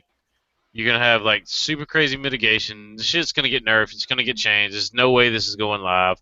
I'm disappointed with it. I was really excited about the Paladin when I first looked at it. When I got into it, basically you Avenger Shield, your Righteous Shield of the Righteous, you Hammer the Righteous, which resets the cooldown of Avenger Shield, which gives you a buff to your next Hammer, Shield of Righteous. Then you hammer out. You just do that shit over and over and over, fucking again. It's bullshit. It's but Light of the Protector is fucking cool as fuck. That's the right direction. Well, it can be. What? No, it's if you use it the wrong way. Okay, let me just read it. Light of the Protector is a 15-second cooldown, and it calls down the light to heal you for 50% of your missing health. If you use that shit at 90% health or even 60% health, and you have to go 15 seconds without it, that could be detrimental. Well, no, here's the deal. That's the right direction. If we look at it this way, it's a replacement for Word of Glory because tanks used Word of Glory, right? And so this has innate value whenever you're really low in health. It's going to heal 50% of your missing health. Missing health, right? Why are you mouthing shit in the background? My wife is here, and she showed me her boobs. Bullshit. Do you want me to show you? No, yeah. Oh. Yeah, actually, yeah. Yes! I want to see this on the internet. This is not getting cut out. And, no. It's a place for the Word of Glory. It's a good thing. It's not a bad thing. It's a good thing. Well, yes, it does replace Word of Glory, but it doesn't act like Word of Glory. Very situational. It's not in the rotation. It's very situational. No. Yeah. I could 100%. not disagree more. No. As you're going to trade 45% damage reduction for a 50% of your missing health heal whenever you're 90%? No fucking way. Totally. No fucking way. You're out of your fucking mind. This is why you're such a shitty monk tank.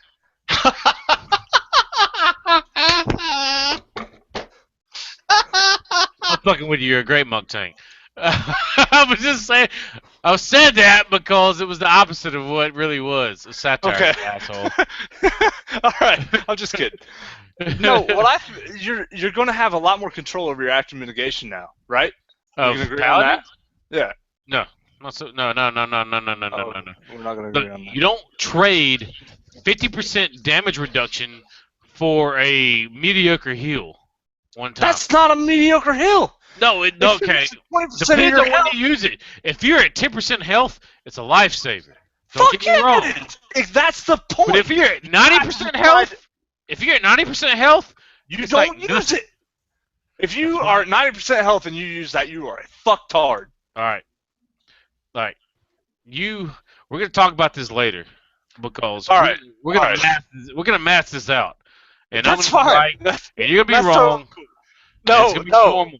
Everything's I gonna be love normal. this. I love this. You have choice, and if you want to make the choice to make a bad decision when you're at 90% health, that's on you, bro. And if you don't have Lightning Protector, that's on you.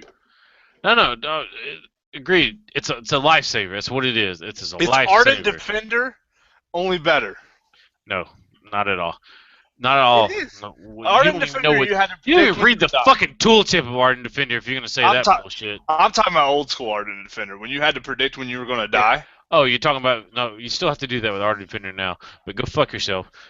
It's a good thing, but it's not gonna unless you're gonna die. Unless all your healers are dead, you're gonna hit Shield of the Righteous every time. All right, moving on. DPS. We don't give a shit about druids. We don't give a shit about DK tanks because we don't know anything about them.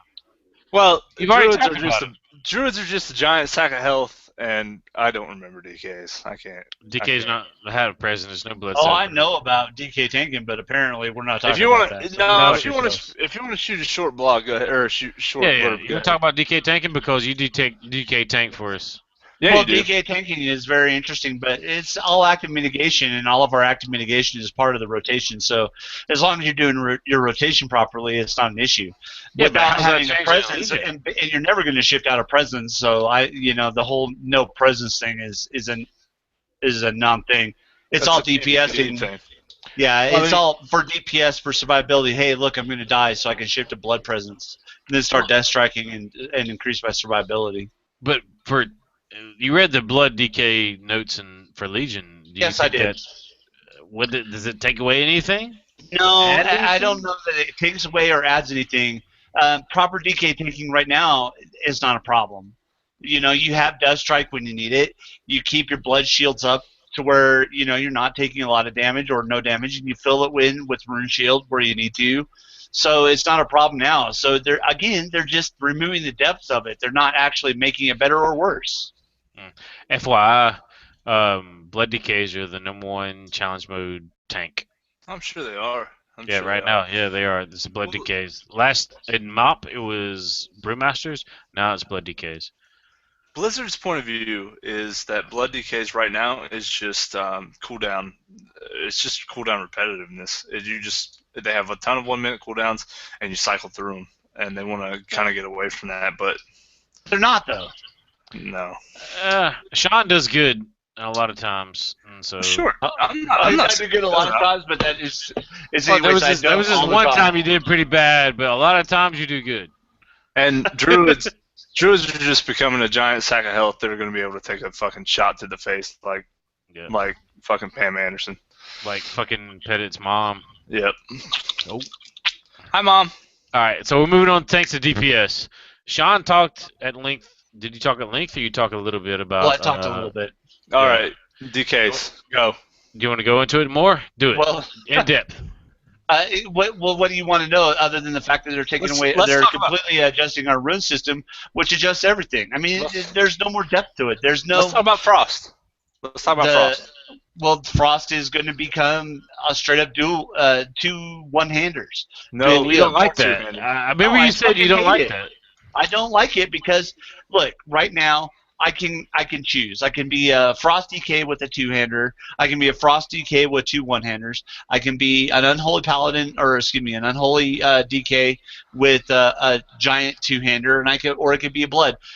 I have a lot of options, and while I do agree that maybe 4 specs within 3 is not the best idea, at least I have that ability to play what makes me feel more DK-ish, if that makes any kind of sense.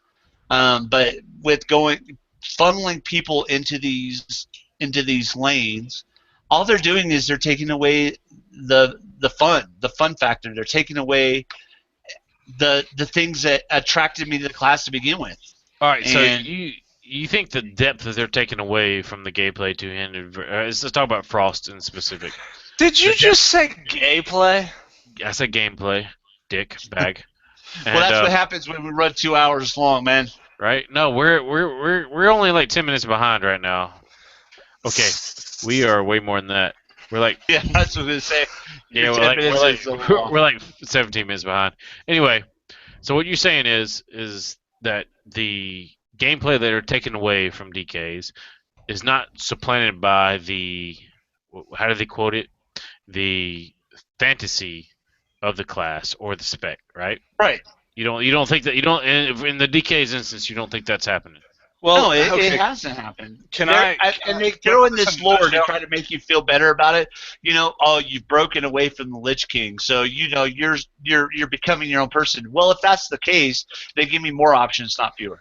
Can I put this in a nutshell? And Sean, I think you probably maybe represent a lot more of the DK population than you think you do. You like playing with the two-hander, right? Yes, I do. You like Frost. Both in real life and in game. Right? You like Frost. Yes, I do. Real life.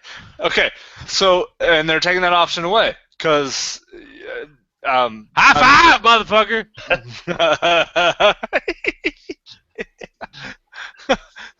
DK is just... what the fuck is... it's not undead. Unholy. God damn. Unholy is really cumbersome in some ways. It can be, right? Well, it is cumbersome, but maybe not cumbersome. No, maybe cumbersome is the right term. I have to do my rotations regardless in Unholy, no matter what encounter we're up against. I have to. Right. The variance is very little, but Frost maybe it is the same. I don't know. I'm partial Frost simply because it makes me feel more DK-ish. Frost feels better, right? Right now. So what's happening is Blizzard is saying, even if you like Frost and you like two-handers and Frost feels better to you and you want to use a two-hander, we don't give a fuck about you. Yep, that's your issue. Yeah, I don't think that you are alone in that. I think you represent a lot more of the DK population than. But as it stands now, Frost is going to be even more boring than it fucking used to be. Let's not dance around the issue. It's a whole row of talents instead of just a synergy one. That's true. Are we dancing? What? Are we dancing? Later. I'm gonna dance. You can dance if you want to. No. Sean makes no bones about how he feels. Well, he loves being a Frost DK. He don't really like Unholy play. But I'm forced into it. Huh? I'm forced into it. If I want to be a truly viable raid DPSer, I have to play Unholy. You love Frost. So in Legion, do you see Frost being competitive with Unholy? Well, they're supposed to be, but again, we'll have to see the talents and how everything pans out. And there's no simulators out the gameplay of Frost, honestly. Oh, I hate the gameplay of Frost. No. The gameplay of Frost is a lot of fun. Even now, in Legion. No, I'm talking about in Legion. I don't care about now. Nobody gives a fuck about now. Everybody gives a fuck about Legion. Frost is becoming the new fucking Beastmaster Hunter. That's what this podcast is about right now. Is Legion.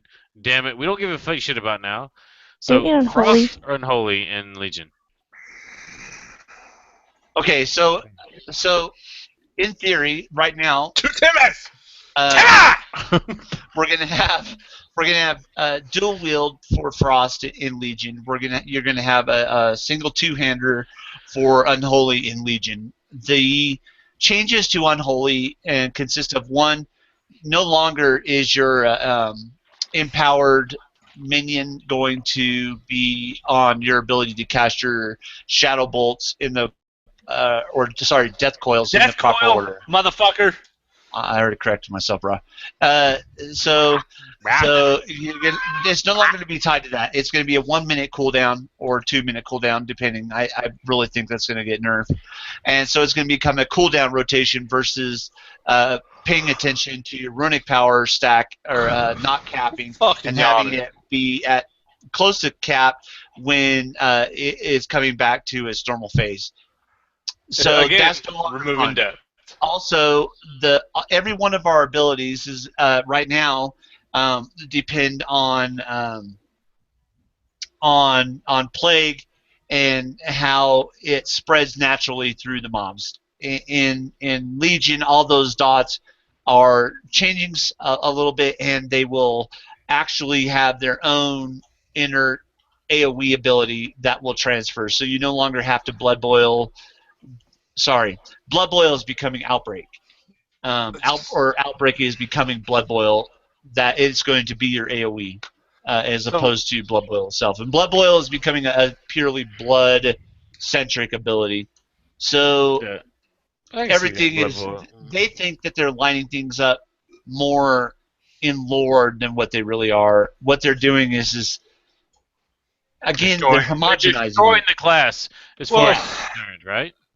DKs again. I would say you're a DK extraordinaire. We said it many times on this. You're the DK man. Yeah, but he called it a Shadow Bolt. Well, that's because I'm drunk, dude. Yeah, and I corrected myself immediately as well. That's just language. We're just language at this point. I'm just fucking with you. All right, so all right, so you heard it from our resident DK. Not excited for Legion. Not at all. Again, we're talking about removing death. I just want to throw it out there. Yeah, we are. I mean, that's Timmy a bad thing. going on a 1 minute cooldown removes depth from having to plan for Timmy and trying to keep him up as long as possible. Right. Having that uptime is important. Yeah. And you put it on 1 minute cooldown and you're like, well, my 1 minute's up, so I'm going to hit that shit. Yeah. That's unholy, and you don't like unholy. No, I don't like unholy. I mean, I'm forced into it, and I understand the rotation, and there are a ton of people in the community that love playing unholy. And I would never want to detract from them because in this expansion versus the last two, Unholy has had a seriously viable raid spec that is a part of the rotation. Blizzard. All right. So if we were to sum this up, DKs and Legion, thumbs down so far. Yeah, I'm not excited about it. I'm very, very actually disappointed at this point. Stop simplifying shit. This game is simple enough. Stop it. We want to hit things whenever you want to hit them, not when you need to hit them. All right, fair enough. I feel like I'm playing Skylanders sometimes. All right, let's move on. We got the DK master, Sean. He broke it down for you. DKs are going to suck in Legion. Class change. Race, yeah, pretty much. DKs will suck in Legion. Bitch. All right, let's go to Warriors. DPS Warriors. The biggest thing is Glad Stance gone. Who cares? Well, here's the deal. Everybody's so excited about Glad Stance, but Blizzard has changed, nerfed, and changed Glad Stance so much, but nobody gives a shit about it anymore. Exactly. Had they left it was really awesome. Yeah. I was super excited about it. Like, especially in PvP. Right? PvP, that gladiator doesn't matter. It's both. Break my desk. Yeah. Oh, yeah. I remember that. Like, yeah. So little backstory here. Me, Sean Pettit, playing TSG. I died. It wasn't TSG. Sean was on his monk. No, it was TSG. 100%. All right, whatever. Sure. So that means DK Warrior. It's 3v1. And I was literally, I died. The other two teammates died. There's nothing but a fucking gladiator stance warrior. Me on my warrior, Sean on his DK. He 1v2s these motherfuckers. Pettit destroys his desk. I fucking snapped my keyboard tray in half. Fucking Sean logs off. I have nobody else to play with. I'm like, what happened? What happened? All my friends were just gone. I'm sorry I died. I felt responsible for this somehow. And they're just destroying shit. But anyway, Glad Stance is gone. Which I really don't know if it's gone. I kind of feel like they left it out of the verbiage. They left it out of the text. No, Have no, they no, no, said no. overtly that it's out? It's gone? Fucking Lore, aka Josh Allen, he said that it's gone. It's gone. I still Gone. kind Probably of feel like making they're it a feeling out the sub-spec. community. If they did want to bring it back, they'd give them another talent tree kind of thing. I Yeah. feel like they're feeling out the community, but I don't think that people are going to care enough. I just don't. When I started playing my Warrior, Glad Stance was nerfed to the ground, Yeah. and I was like, eh. It was a really cool idea. So yeah, dude, I love the idea. Everybody loves the idea. Yeah. They like nerfed that shit so hard, it was just gone. All right, so Yeah. so Glad's out, which is really a shame. It's a bad deal. It's a shame nobody Really really wish gives a somebody- fuck anymore because Yeah. over the course of WoD, it's just become a fucking joke. It's just- I mean, in theory, they'd roll the parts that worked into another spec. When they took Shield Slam, when they took Dispel off Shield Slam, everybody's like, "All right, that shit's out." I'm gone. Yeah, it's a fucking So point. if we go moving to arms, and so arms mastery's changing, everything's changing, and so what we Arms have is is looking sexy. arms is looking really damn good. Yeah, arms like the burst potential for arms is awesome Yeah. because we get even fucking more Colossus Smash. Mhm. We have enough Colossus Smash right now. We're gonna get fucking more of it. Hold on. In fucking Legion. Arms is only looking sexy if a Colossus Smash procs enough to where it's up like 80% of the time. Dude, But I don't care. If it It's is, more it's more Colossus Smash. sexy. Right I saw now, one at Towns they previewed was like, it's half as effective but lasts twice as long. Right, and I'm not taking that shit. nobody well, It's a nobody, 20% chance on Slam or nobody in PvP is going to take that No. talent. Ever. what is it? What's the Joe other? Fernandez is not taking that talent. There's another ability. There's a 20% chance on Slam and something else that it will reset Colossus Smash. That shit's fucking amazing. Yeah. The only thing is you're gonna have to rage pool for whenever Colossus Smash is up. But whatever, dude. It looks really fucking sexy. It does look good. It does look good. I'm not gonna lie to you. I'm not an arms warrior. I never have been. I've been Fury or Prot in my warrior, but arms, I was pretty impressed by what they said. I was pretty impressed, even though I don't like Colossus Smash at all. Yeah, Fury- well, I don't really like Colossus Smash either, but I'm really kind of excited about it. Because it can reset. That's the hinge. Everything is fucking contingent on how often it resets and how often you can fucking get procs off of it. Right? That's the big deal. And Now, you and Fury. me, I played Fury a long time ago. I got Wrecking Ball playing Fury and BGs, and yeah, I've had it ever since. Because I can't watch achievements. Right, but the Fury, man, I'm really like the late Cataclysm, the late Burning Crusade, Cataclysm Fury. That's what to me what Fury is. You're always hitting a fucking button. You're always looking for an opportunity, and late Burning Crusade, Wrath of the Lich King, you were looking to stance just to get extra DPS out of it. I love that Fury. You had heroic strike off the global cooldown to burn rage, right? This Fury, I don't think it lives up to it. Oh, It's trying bro. to. It's trying to because they're bringing back the Berserker stance, negative like 30% damage increase, but I don't think the Fury is going to live up to it. Well, I kind of disagree.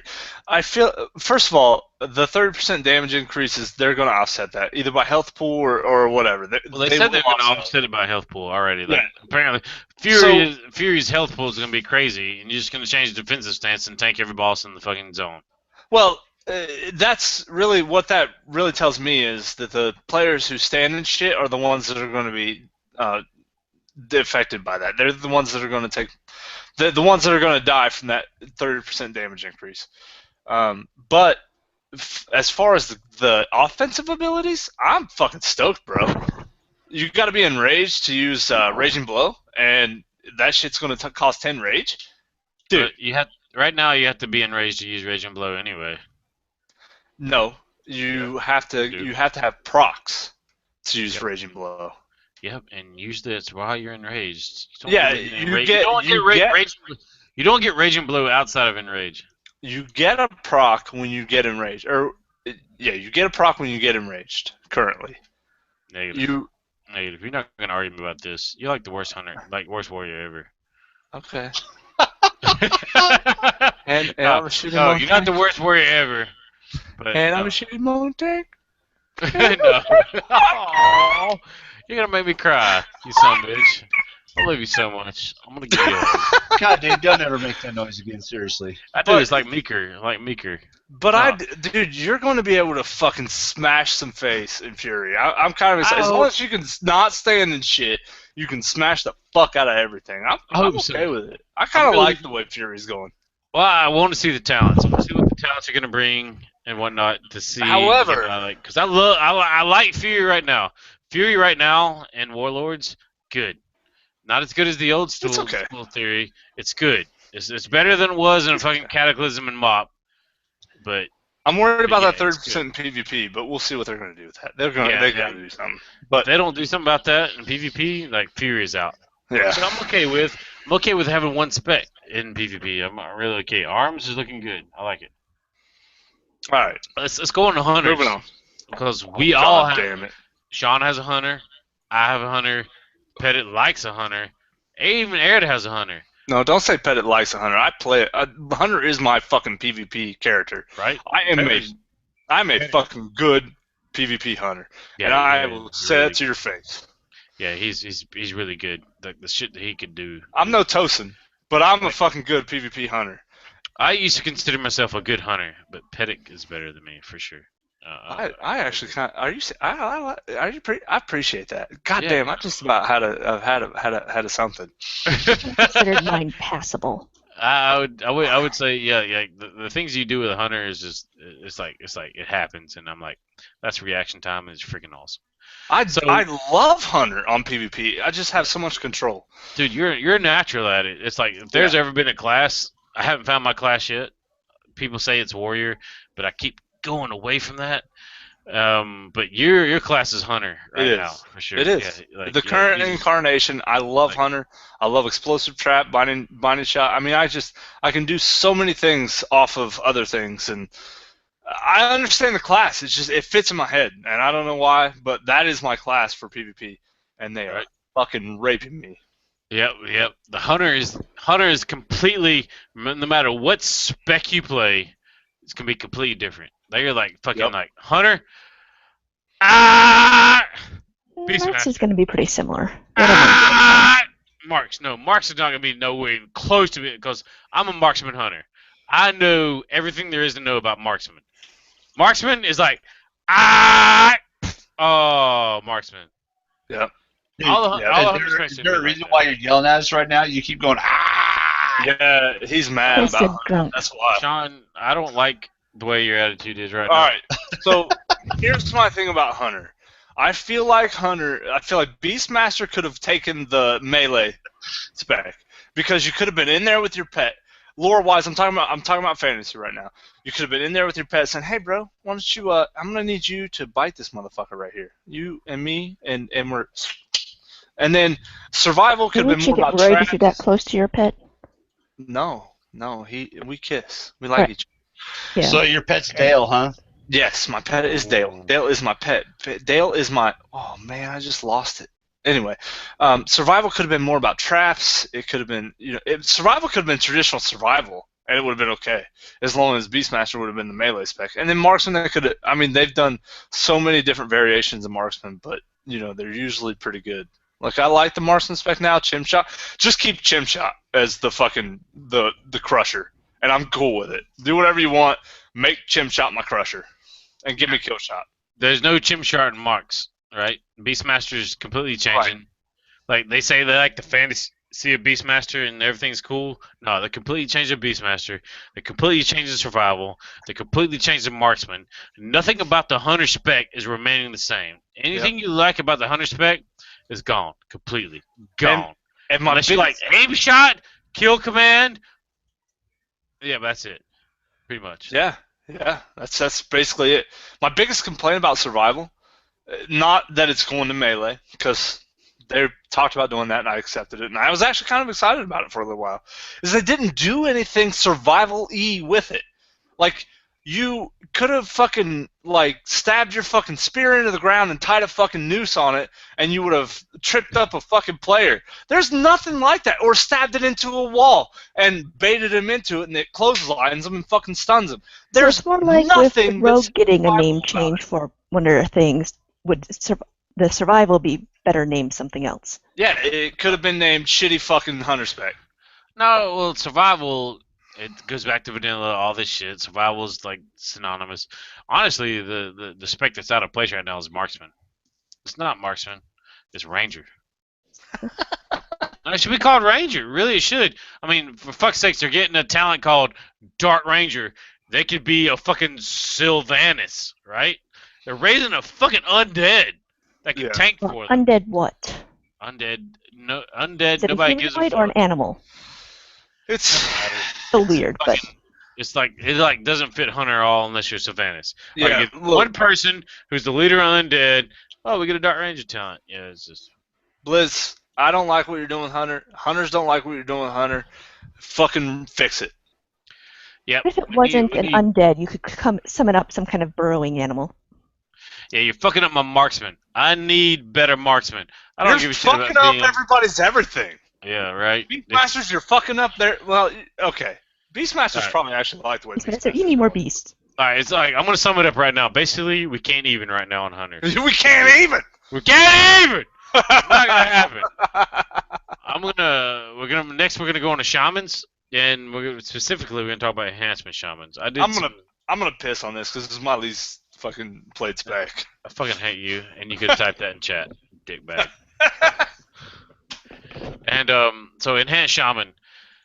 I did some modeling on it earlier, very poorly, but originally I thought enhanced shaman were gonna be very slow, like oh my god, 16-second cooldown on storm strike. And then I delved into it more. I like compensated for haste. I did all this other stuff, and holy shit, I think shaman, like enhanced shaman, is gonna be a pretty fun spec to play. I don't like the Maelstrom mechanic so much. It's a typical builder spender of Diablo and other things. A lot of things are moving to builder spender things.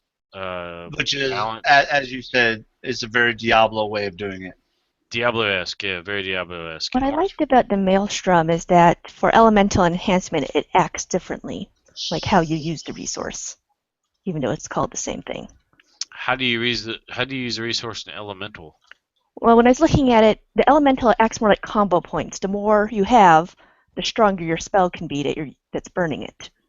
Wow, I completely Nerf skipped shock. over that. I don't know anything about elementals, so I skipped completely over it. I know like flame shock can Flame shock is 0 to 20. And Yeah, so 20 right. will last like 30 seconds. If you cast with one, it'll last only 10 seconds. To me that's weird, you know. And Earth Shock will scale based on basically how much Maelstrom power you have.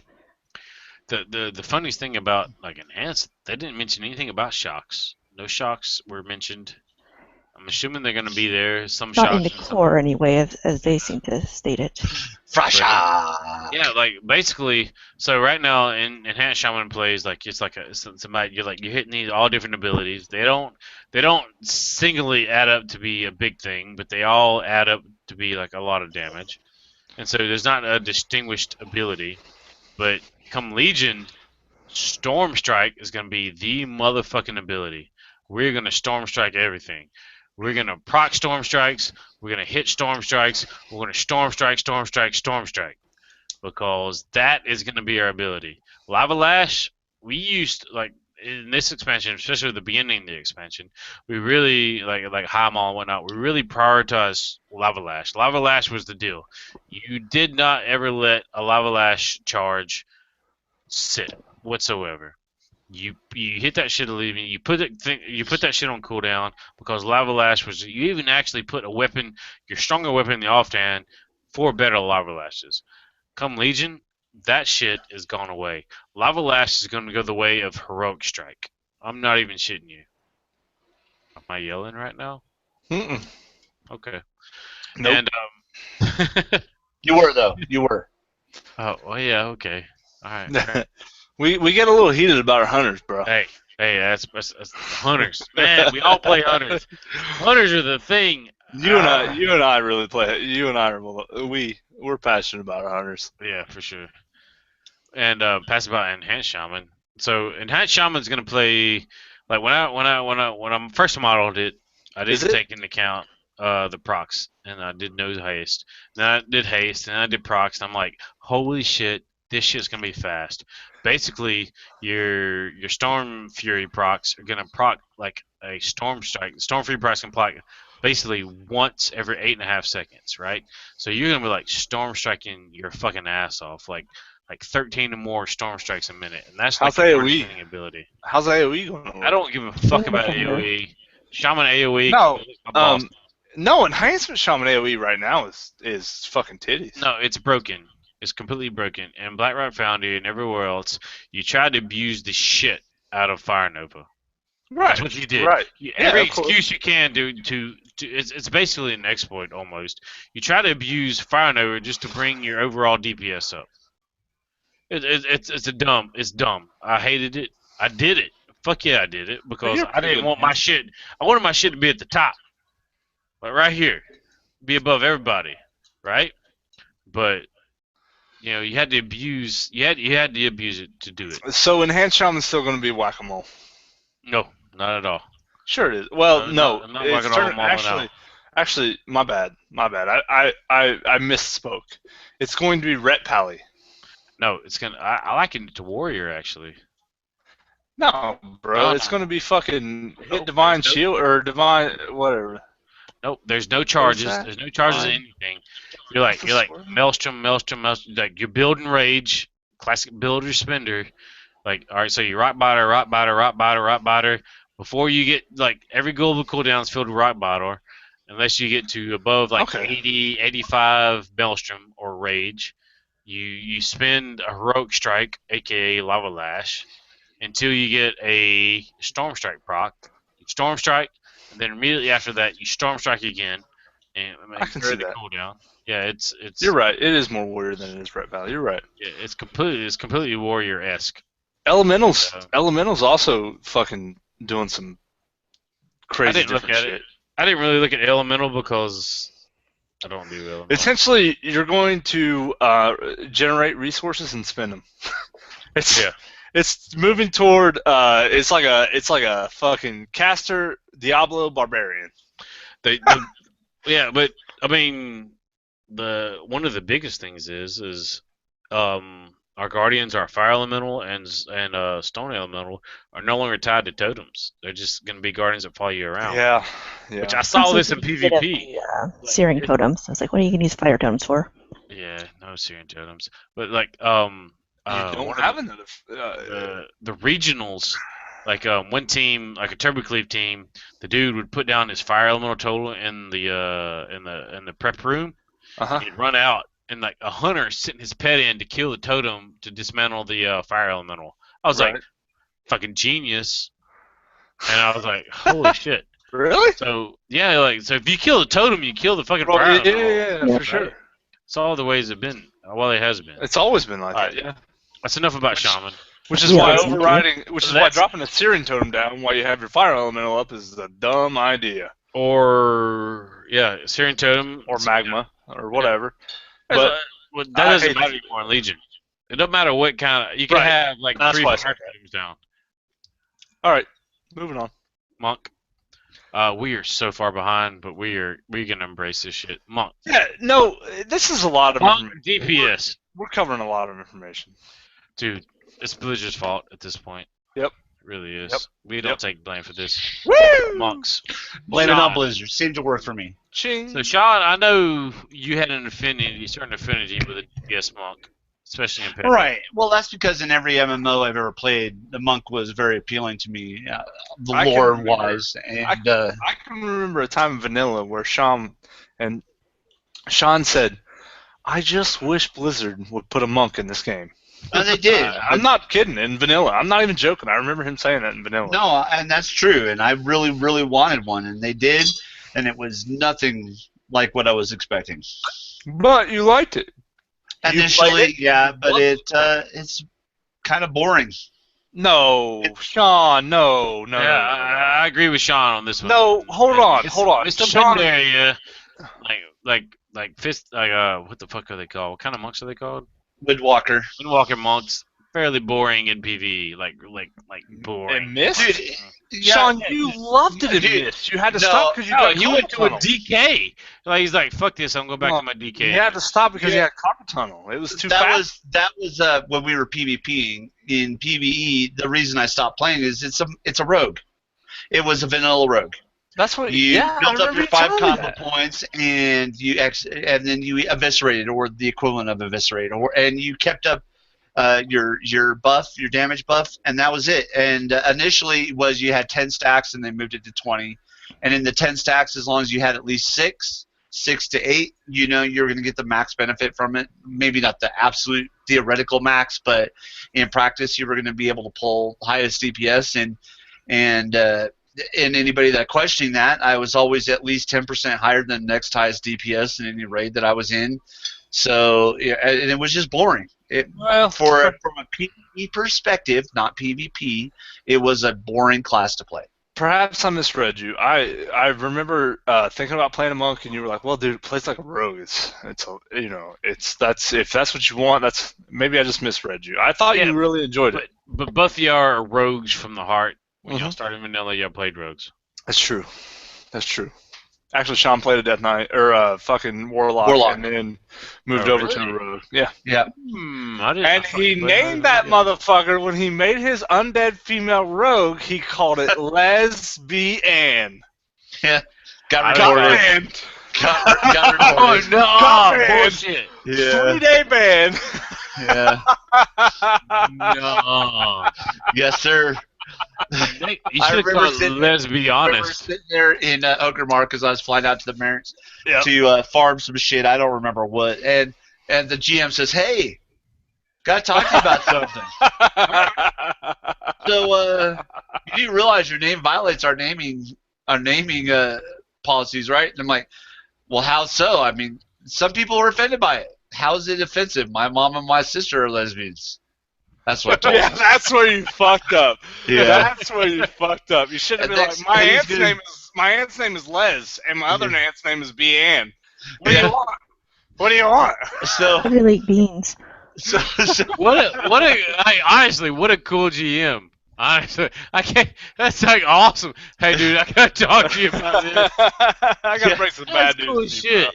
well, then Let's- he at this point he's not even paying attention to what he's saying because he's going through this whatever, and he goes, "So you're not going to be able to log in for the next few days."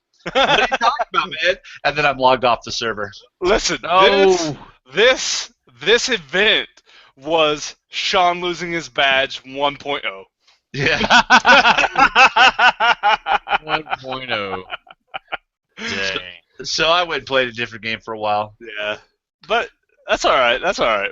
We're back on rogues. Yeah.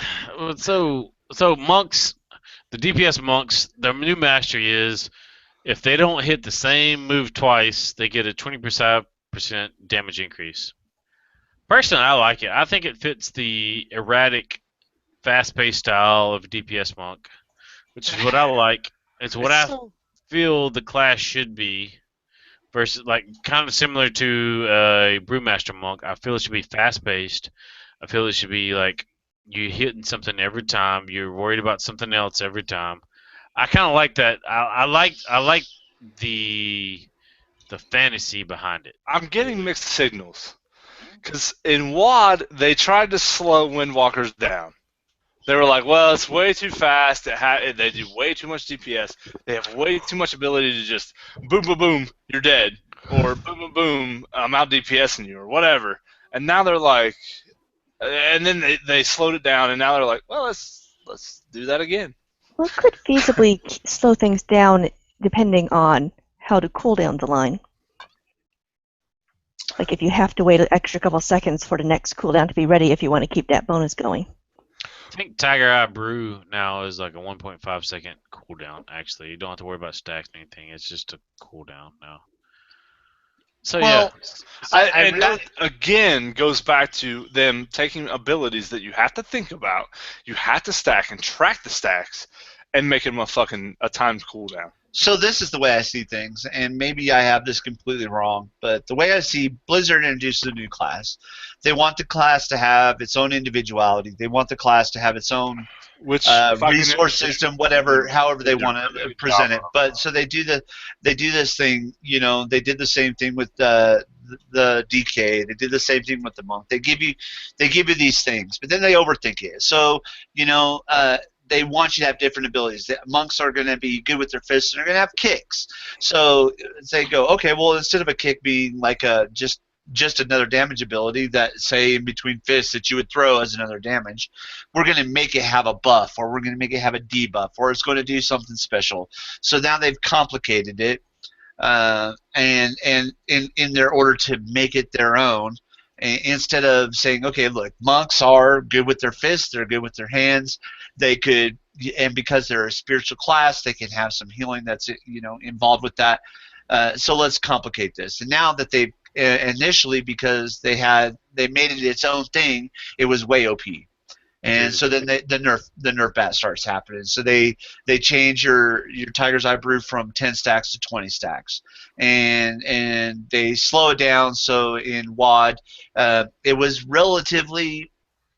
a non-player. Let's be honest. You could have a monk in your group, but he wasn't really bringing anything as a DPS that some other class wasn't bringing.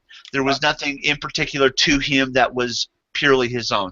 So now they're looking at it and going, well, what can we do with them to bring them back up? And I think that they are, yes, in this particular case, they may be adding some individuality to it versus some of the other classes, but I don't really feel that they're going to be better off for it at this point. Dude, honestly, I don't know anything needs to be said after what you just said. That's like, you covered everything. I 100% agree with what you said. Preach it. And no, like you did it, dude. And you said everything as like they overcomplicated it. A kick can't be a kick. Like this. The best part about this fucking podcast is it just gets more and more slurred as time goes. But the content doesn't get any less relevant. What he said was 100% true. Well, what we're talking about is homogenization. Oh, We've been talking about that since Kata. We've been talking about homogenization since Kata. And it's just gotten worse and fucking worse and worse. And now we're talking about, like, you're removing depth. I'm going to be honest with you. I listened to everything Sean said, but what you just said, I didn't listen to any of it. That's what. Okay. All right. Can we move on to rogues? Because that's I want to talk about rogues. I want to talk about rogues. Let's do it. All right. So assassination.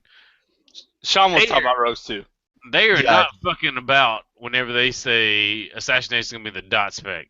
Garrote is changing into a fucking dot, for fuck's sakes. Yeah. Garrote has been a dot. No, Garrote was a silence. No, it is a it's dot. It's a silence in a dot, but you can only use it as an opener. However, you can use it out of stealth now. Yeah, that's the weird part of it. Yeah, it is kind of weird, because it's been a fucking stealth ability. Was it going to compete with Rough Turn Away? Is it just I'm so glad I wanted to talk about rogues. Background. You know what I'm talking about? Yeah, background. Eric just started playing a rogue, and he's actually pretty decent at it, and he's developing. However, he has no fucking history whatsoever of rogues. Oh, okay. All right. I can see to the experts. Well, to be fair, I haven't, aside from messing around on a rogue and just, literally playing with it, not, playing it actively as in a raid content for the last 3 expansions. My knowledge is all mostly based out of Wrath of the Lich King and BC. Well, my rogue I was a rogue during World of Warcraft. In vanilla, right? That's when weapon damage was a flatline, whatever, and you could use your very first fucking dagger that you got from the starting zone and still do some serious fucking damage. I've been a rogue since then, and I've fucking loved rogue, and ever since then I've played rogue in almost every expansion, trying to get back to, trying to just relive the nostalgia. So, I have quite a bit of rogue experience, and Garrote, motherfucker, has been a stealth fucking spell since the very beginning of time. It has not always silenced. That's true. It has actually been cast from stealth. It's one of your openers. Either you use Garrote or you use Ambush. Yep. honestly, or cheap when I, shot. when I when I read it, I thought Garrote was used from fucking stealth. I didn't realize it was not stealth anymore because I saw Garrote. I'm like, that's the stealth ability. I didn't read any more. Yeah, a lot of rogues Yeah. were vanishing and re-stealthing just to Garrote, which Well, sure. cool, Yeah, that's part of the rotation. Yeah, for sure. That's part of your kit. So Yeah, that was what either you were using a Banish as a defensive or an offensive. yeah. And the offensive was either to Banish to use Garrote It's your ice block. or ambush. Yeah. It's your ice block. It's That's all there is to it. And what y'all said to me before is like assassination right now is like classic rogue, right? It's It's close. as close to classic rogue as you're going to get right now. Well, assassination and combat, the assassination style and combat are the two traditional specs. Sub was not really a thing until like. The classic, do you mean the definition of a rogue, or do you mean vanilla? Vanilla. I don't necessarily mean vanilla. That's I where do. yes, that's where I get my roots. Yes, but what I mean is like when the dominating specs throughout WoW, those two specs have dominated assassination and or combat. But sub hasn't really seen its light in the raiding scene as much as the other two.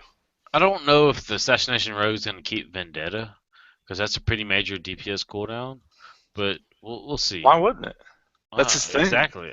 Why wouldn't it? I don't know, but it remains to be seen. But outlaw, man. No, man. So, No, don't Come on, don't talk it up. No. no. Well, here It's what combat. I'm talking about. No, it went from outlaw. It went from combat. No, wait, hold on a second. Yeah, I went from combat to swashbuckler. Swashbuckler. Now it's outlaw. Yeah. It's So still that's a combat. pistol.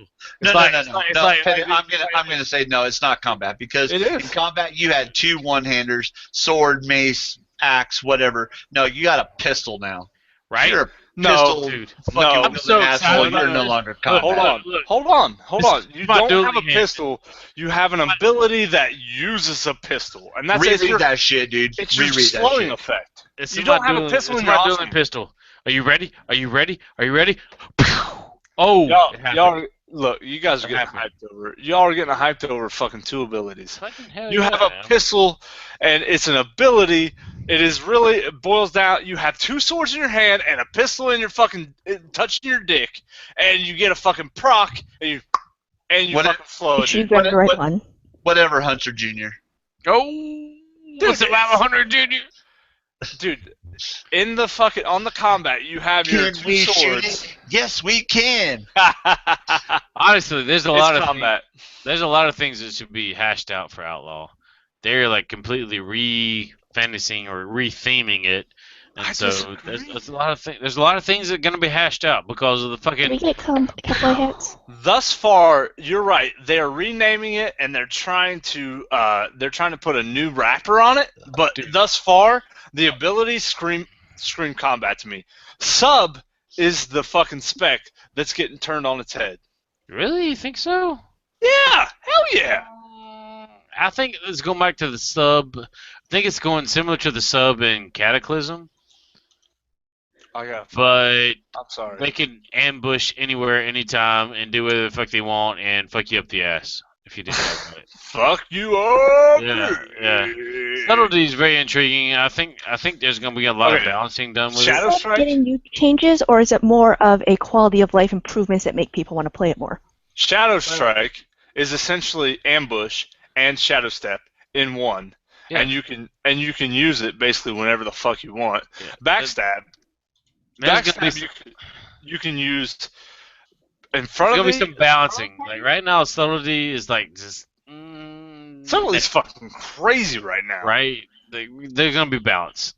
Right. There's just like prop paladins with their bullshit 50% damage reduction all the time. All right, look. Subtlety is gonna be damn. Here's the difference. Here's the thing for subtlety. What is your thing in subtlety? It's my thing. no. It's shadow dance, right? Yeah. Or is it called Shadow dance and stealth.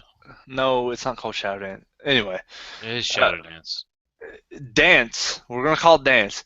That's not a thing anymore. It's not a cooldown. Oh, shut it down. It's a passive fucking ability. Yeah. They're taking it completely the fuck away.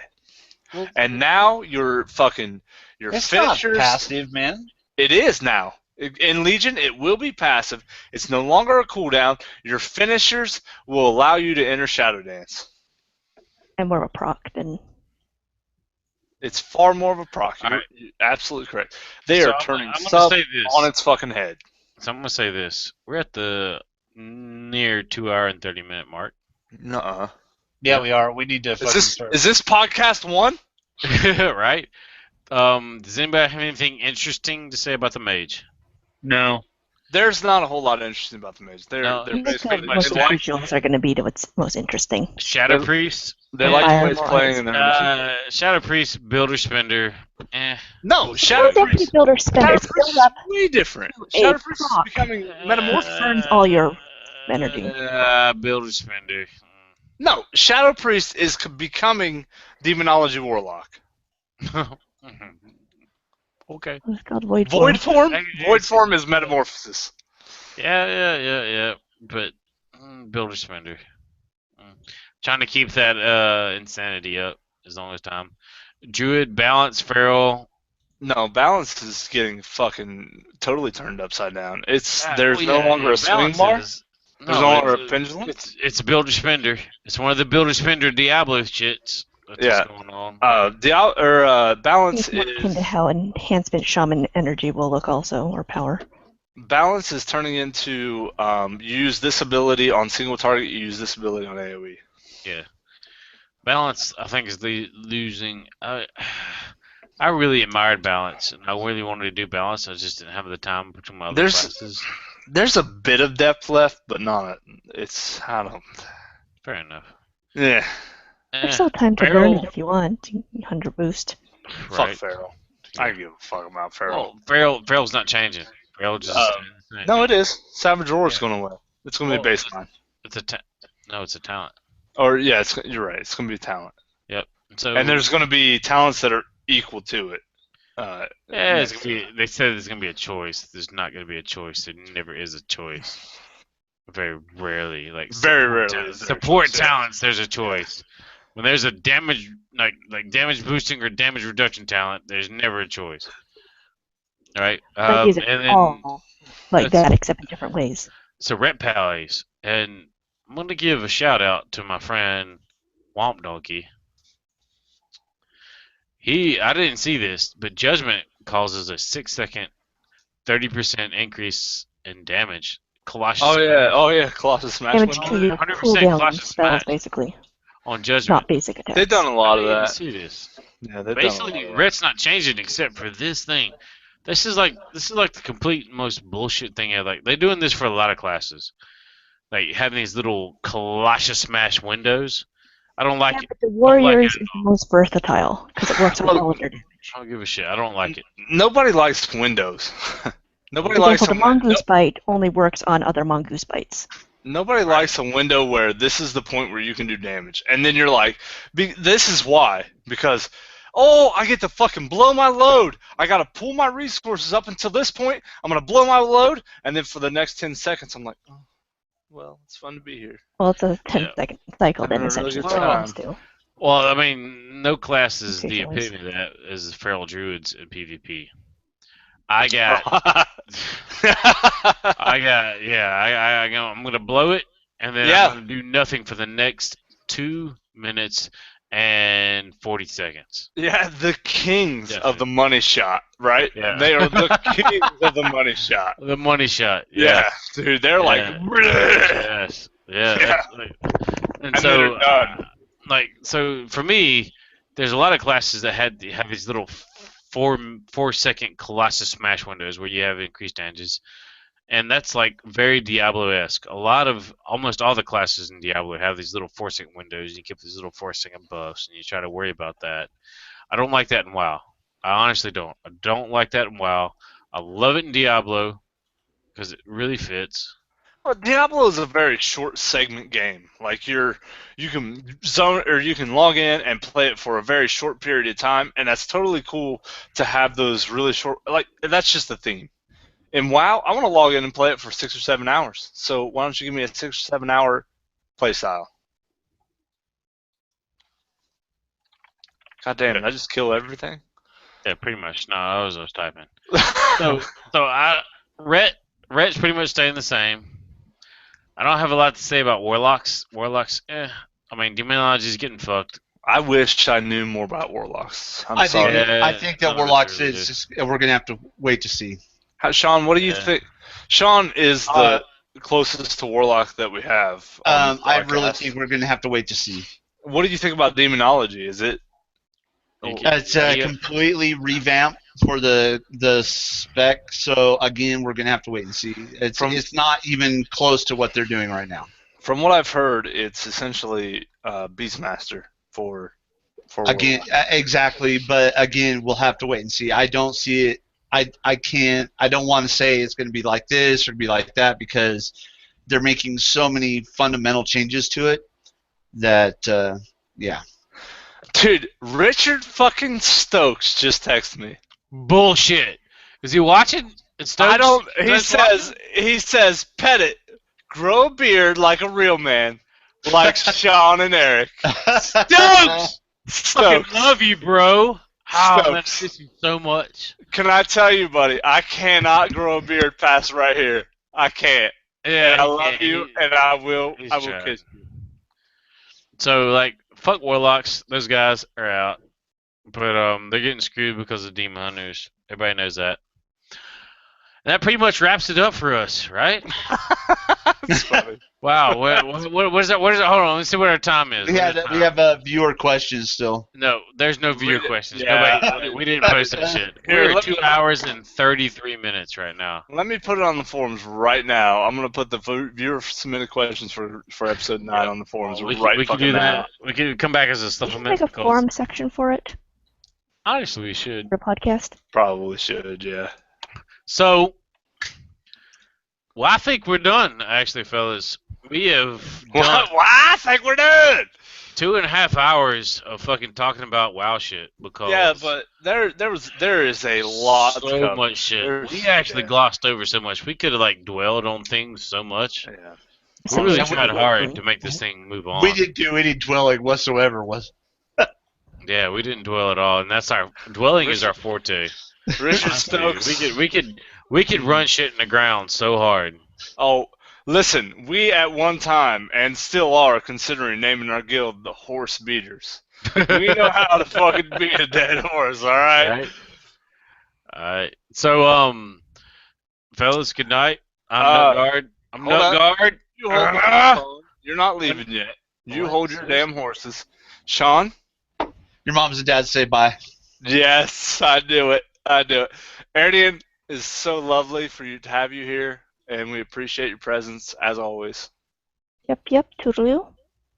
Toodaloo. Lover? Oh God, I'm gonna leave now if you're gonna get all homo on us.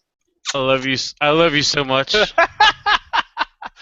All right, y'all. Thanks for tuning in. There will most certainly be an after party tonight. We will probably be playing Diablo and bullshitting about some bullshit, but there will be an after party where I will be drinking wine because I am out of alcohol. Have a good night. Peace. Peace.